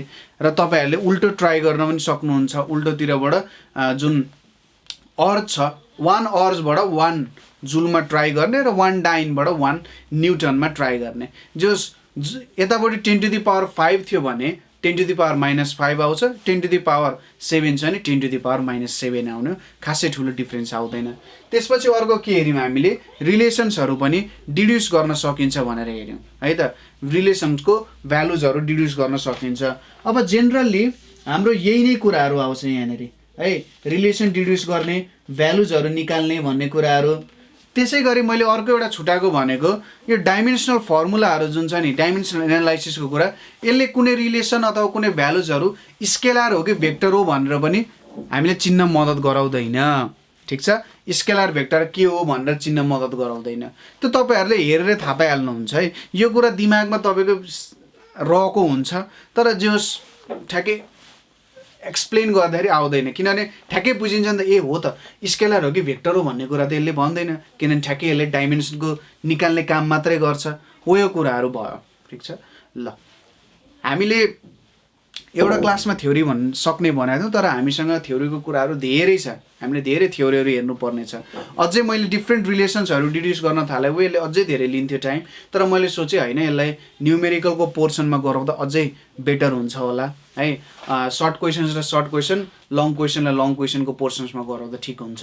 र आज हामीले जुन डाइमेन्सनल एनालाइसिस हेऱ्यौँ त्यसको धेरै प्रब्लम्सहरू, धेरैभन्दा धेरै प्रब्लम्सहरू तपाईँहरूले सल्भ गर्ने कोसिस गर्नु होला है त। जति धेरै प्रब्लमहरू सल्भ गर्नुहुन्छ त्यति नै राम्रो हुन्छ, किनभने त्यति नै तपाईँको डाइमेन्सनमा हात बस्दै जान्छ है। र अरू धेरै प्रकारको इन्ट्रेस्टिङ प्रब्लम्सहरू पनि हुन्छ यहाँनिर, जुन तपाईँहरूलाई हेर्दा रमाइलो नै लाग्छ। मलाई चाहिँ सुरुमा हेर्दा त्यो प्रब्लमहरू यसरी पनि डाइमेन्सनको प्रब्लमहरू सोध्दो रहेछ, यसरी पनि काम गर्न सकिँदो रहेछ भन्ने कुराहरू थाहा भयो है त। ठिक छ, ल आजको लागि हामी यति नै गर्छौँ। हाम्रो यो डाइमेन्सन, युनिट एन्ड डाइमेन्सन्सको सेकेन्ड क्लास भयो है। फर्स्ट क्लास पक्कै पनि हेर्नु होला त्यहाँबाट, र सेकेन्ड क्लास पनि हेर्नु होला, त्यहाँबाट नबुझेको कुराहरू सोध्न सक्नुहुन्छ। र थर्ड क्लासमा हामीले अर्को इम्पोर्टेन्ट टपिक छ है त, तपाईँ हेर्दै गर्नु होला। थर्ड क्लासमा हामीले हेर्ने भनेको के छ त, एउटा इरोर्सहरूको बारेमा हेर्छौँ। जेनरली हाम्रो कोर्सेसहरूमा यो इरोर्सको बारे कभर गरेको देख्दिनँ मैले, तर इरोर्सको कुराहरू गर्ने इम्पोर्टेन्ट छ। र हामी इरोर्सको डिफ्रेन्ट टाइप्स अफ इरोरहरूको बारेमा कुरा गर्छौँ। त्यसै गरी प्रोपागेसन अफ इरोरहरूको बारेमा पनि हामी कुरा गर्छौँ। नेक्स्टमा के छ हाम्रो एक्युरेसी एन्ड प्रिसिजनको बारेमा पनि कुरा गर्छौँ हामी। यो दुईटाको डिफ्रेन्स के हो, एक्युरेसी र प्रिसिजन बिच कस्तो खालको डिफ्रेन्सेसहरू हुन्छ त्यो कुराहरू हामी हेर्छौँ। त्यसै गरी सिग्निफिकेन्ट फिगर्सहरूको बारेमा पनि हेर्छौँ। युज के हो, कस्तो खालको कामहरू गर्छ सिग्निफिकेन्ट फिगर्सहरूले। त्यसै गरी डिभाइसेसहरूको लिस्ट काउन्ट, किन लिस्ट काउन्टबाट पनि तपाईँलाई न्युमेरिकल्सहरू सोधिरहेको हुन्छ, लिस्ट काउन्ट अनि पिचहरूको बारेमा हेर्छौँ। यही कुराहरू बिच हामी डिस्कसन गर्छौँ है त। यो चारवटा टपिक जुन छ हामीले कभर गरिसकेपछि डाइमेन्सनल एनालाइसिस अथवा युनिट्स एन्ड डाइमेन्सन बिच तपाईँहरूले दुनियाँमा कुनै पनि किताबमा नयाँ कुरा भेट्नु हुँदैन, यहीसँग रिलेटेड कुराहरू भेट्नु होला है त। त्यहाँभन्दा उता परतिर काहीँ पढ्ने जरुरत छैन। हुनसक्छ मैले गराएको प्रब्लमहरू अलिक थोरै होला, तर जुन थ्योरीहरू हामीले यहाँनिर पढाउँछौँ त्योभन्दा बाहेक तपाईँले न युनिभर्सिटी फिजिक्समा भेट्नुहुन्छ न तपाईँले आइआइटी जेईईको कुनै अरू किताबहरूमा भेट्नुहोला थ्योरीहरू चाहिँ है, अथवा तपाईँहरूले एचसी भर्मादेखि लिएर जुनै किताबमा हेर्नुहोस् कहीँ पनि तपाईँले हेर्नु पर्दैन। यदि थ्योरी हेरिसकेपछि तपाईँको लागि कम्प्लिट थ्योरीको प्याकेज हुन जान्छ। ठिक छ, त्यसैले थ्योरी स्ट्रङ बनाएँ मैले। तपाईँहरूलाई म न्युमेरिकल्सहरू पनि हरेक किताबबाट युनिभर्सिटीबाट होस् अरू किताबहरूबाट सबैबाट मिलाएर तपाईँहरूलाई न्युमेरिकल्सहरू सल्भ गराउँछु। कम्प्लिट एउटा प्याकेज बनाउने युनिट एन्ड डाइमेन्सनको, ताकि तपाईँहरूलाई फेरि युनिट एन्ड डाइमेन्सनको केही कुरा जुन पनि कुरा होस्, इन्जिनियरिङमा होस्, आइओईमा होस्, इन्डियन एमएससी होस्, आइआइटी होस्, जुनै पनि युनिभर्सिटीको एक्जाम होस्, त्यसमा तपाईँले हेरिराख्नु नपरोस्, कुनै प्रब्लमै नहोस्, बिगिनर टु एडभान्स्ड मोड जस्तो के। ठिक छ, त्यसैले यो सबै फेरि के छ भने होइन फ्रीमा छ। हामीले यत्रो मेहनत गरिरहेछौँ कि ताकि नेपालमा पनि यस्तो एउटा सिस्टम बसोस्, इन्टरनेसनल्ली हामी कम्पिटिसन गर्न सक्यौँ। इन्टरनेसनल्ली हामीले यो नभनोस् कि अरे यार यिनीहरू त थ्योरी मात्रै गर्न सक्छ, न्युमेरिकल गर्नु पऱ्यो भने केही पनि गर्न सक्दैनन् भनेर। हामीले सबै कोर्सेस कभर गर्नुको मतलब के हो भन्दाखेरि तपाईँहरूले नेपालमा बसी पनि सबै विश्वको ज्ञान हासिल गर्न सकौँ र त्योसँग कम्पिटिसन पनि गर्न सक्यौँ होइन। र यति कुरा हो कि जुन हामीले मुभमेन्ट सुरु गरिरहेछौँ नेपाल अनलाइन स्कुलको फ्री एजुकेसनको लागि भनेर, यो सबैसँग पुर्याउनु तपाईँको कर्तव्य हो। किनभने एउटा राम्रो काम गरेको छ भने त्यो राम्रो काम अरूसम्म पुर्याउनु तपाईँको के हो त रेस्पोन्सिबिलिटी हो होइन। नराम्रो काम गरेको छ भने तपाईँहरू सडकमा निस्केर होहल्ला गर्न सक्नुहुन्छ भने राम्रो कामहरू तपाईँले गाउँमा पुर्याउन सक्नु हुँदैन त?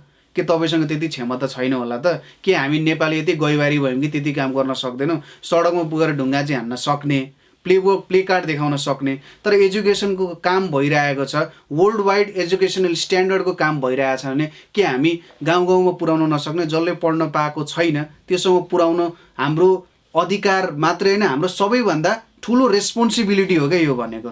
तपाईँहरूको काँधमा हामीले सबैभन्दा ठुलो जिम्मा दिएको छौँ, हाम्रो काँधमा नि सबैभन्दा ठुलो जिम्मा परेको छ नेपाललाई एजुकेट गराउने। त्यसैले यो मुभमेन्टमा तपाईँहरू हामीसँग हुनुपर्छ, हामीसँगै बसेर काम गर्नुहोस्, हामीलाई साथ दिनुहोस्। यो कुराहरू अरू केही गर्नु परेन, हामी तपाईँसँग न पैसा मागिरहेछौँ न केही नै मागिरहेछौँ, 1 रुपियाँ पनि दिनु पर्दैन। ठिक छ, तपाईँ पढ्नुहोस्, यो कुराहरूलाई सेयर गर्नुहोस्, अरू माझ पुर्याउनुहोस् है। त्योभन्दा ठुलो हाम्रो लागि एचिभमेन्ट केही हुँदैन यो भिडियो बनाउने है त। ठिक छ, ल अरू केही क्वेसन भयो तपाईँहरूले हामीलाई नेपाल अनलाइन स्कुल .org-मा जिमेल गर्न सक्नुहुन्छ है। यहाँनिर तपाईँसँग जिमेलको आइडीहरू पनि छ र तपाईँहरूको दाइ दिदीहरू पनि हुन सक्नुहुन्छ, भाइ बहिनीहरू पनि हुन सक्नुहुन्छ होइन, अभियसली हुनुहुन्छ। भाइ बहिनीहरूको लागि पनि नेपाल अनलाइन स्कुल .org-मा गएर अथवा युट्युब च्यानलमा गएर भाइ बहिनीहरूलाई प्रब्लम लाग्ने सब्जेक्ट्सहरूमा तपाईँहरूले त्यहाँनिर भिडियोजहरू छ त्यो देखाउन सक्नुहुन्छ। दाइ दिदीहरू ब्याचलर्सको हायर लेभलमा हुन सक्नुहुन्छ अथवा मास्टर्सको पढिरहेको हुन सक्नुहुन्छ, त्यसमा पनि हामी हेल्प पुऱ्याउँछौँ। पर्सनल्ली हामीसँग केही तपाईँलाई कमेन्ट्सहरू छ, केही कुराहरू अझै सिक्न मन छ अथवा अरू केही प्रब्लमहरू छ भने पनि 9849595895मा कल गरेर हामीलाई त्यो प्रब्लमहरू भन्न सक्नुहुन्छ। 24 आवर्समा जति बेला पनि कल गर्न सक्नुहुन्छ। आजको लागि यति नै। Keep watching Nepal online school. Thank you for watching.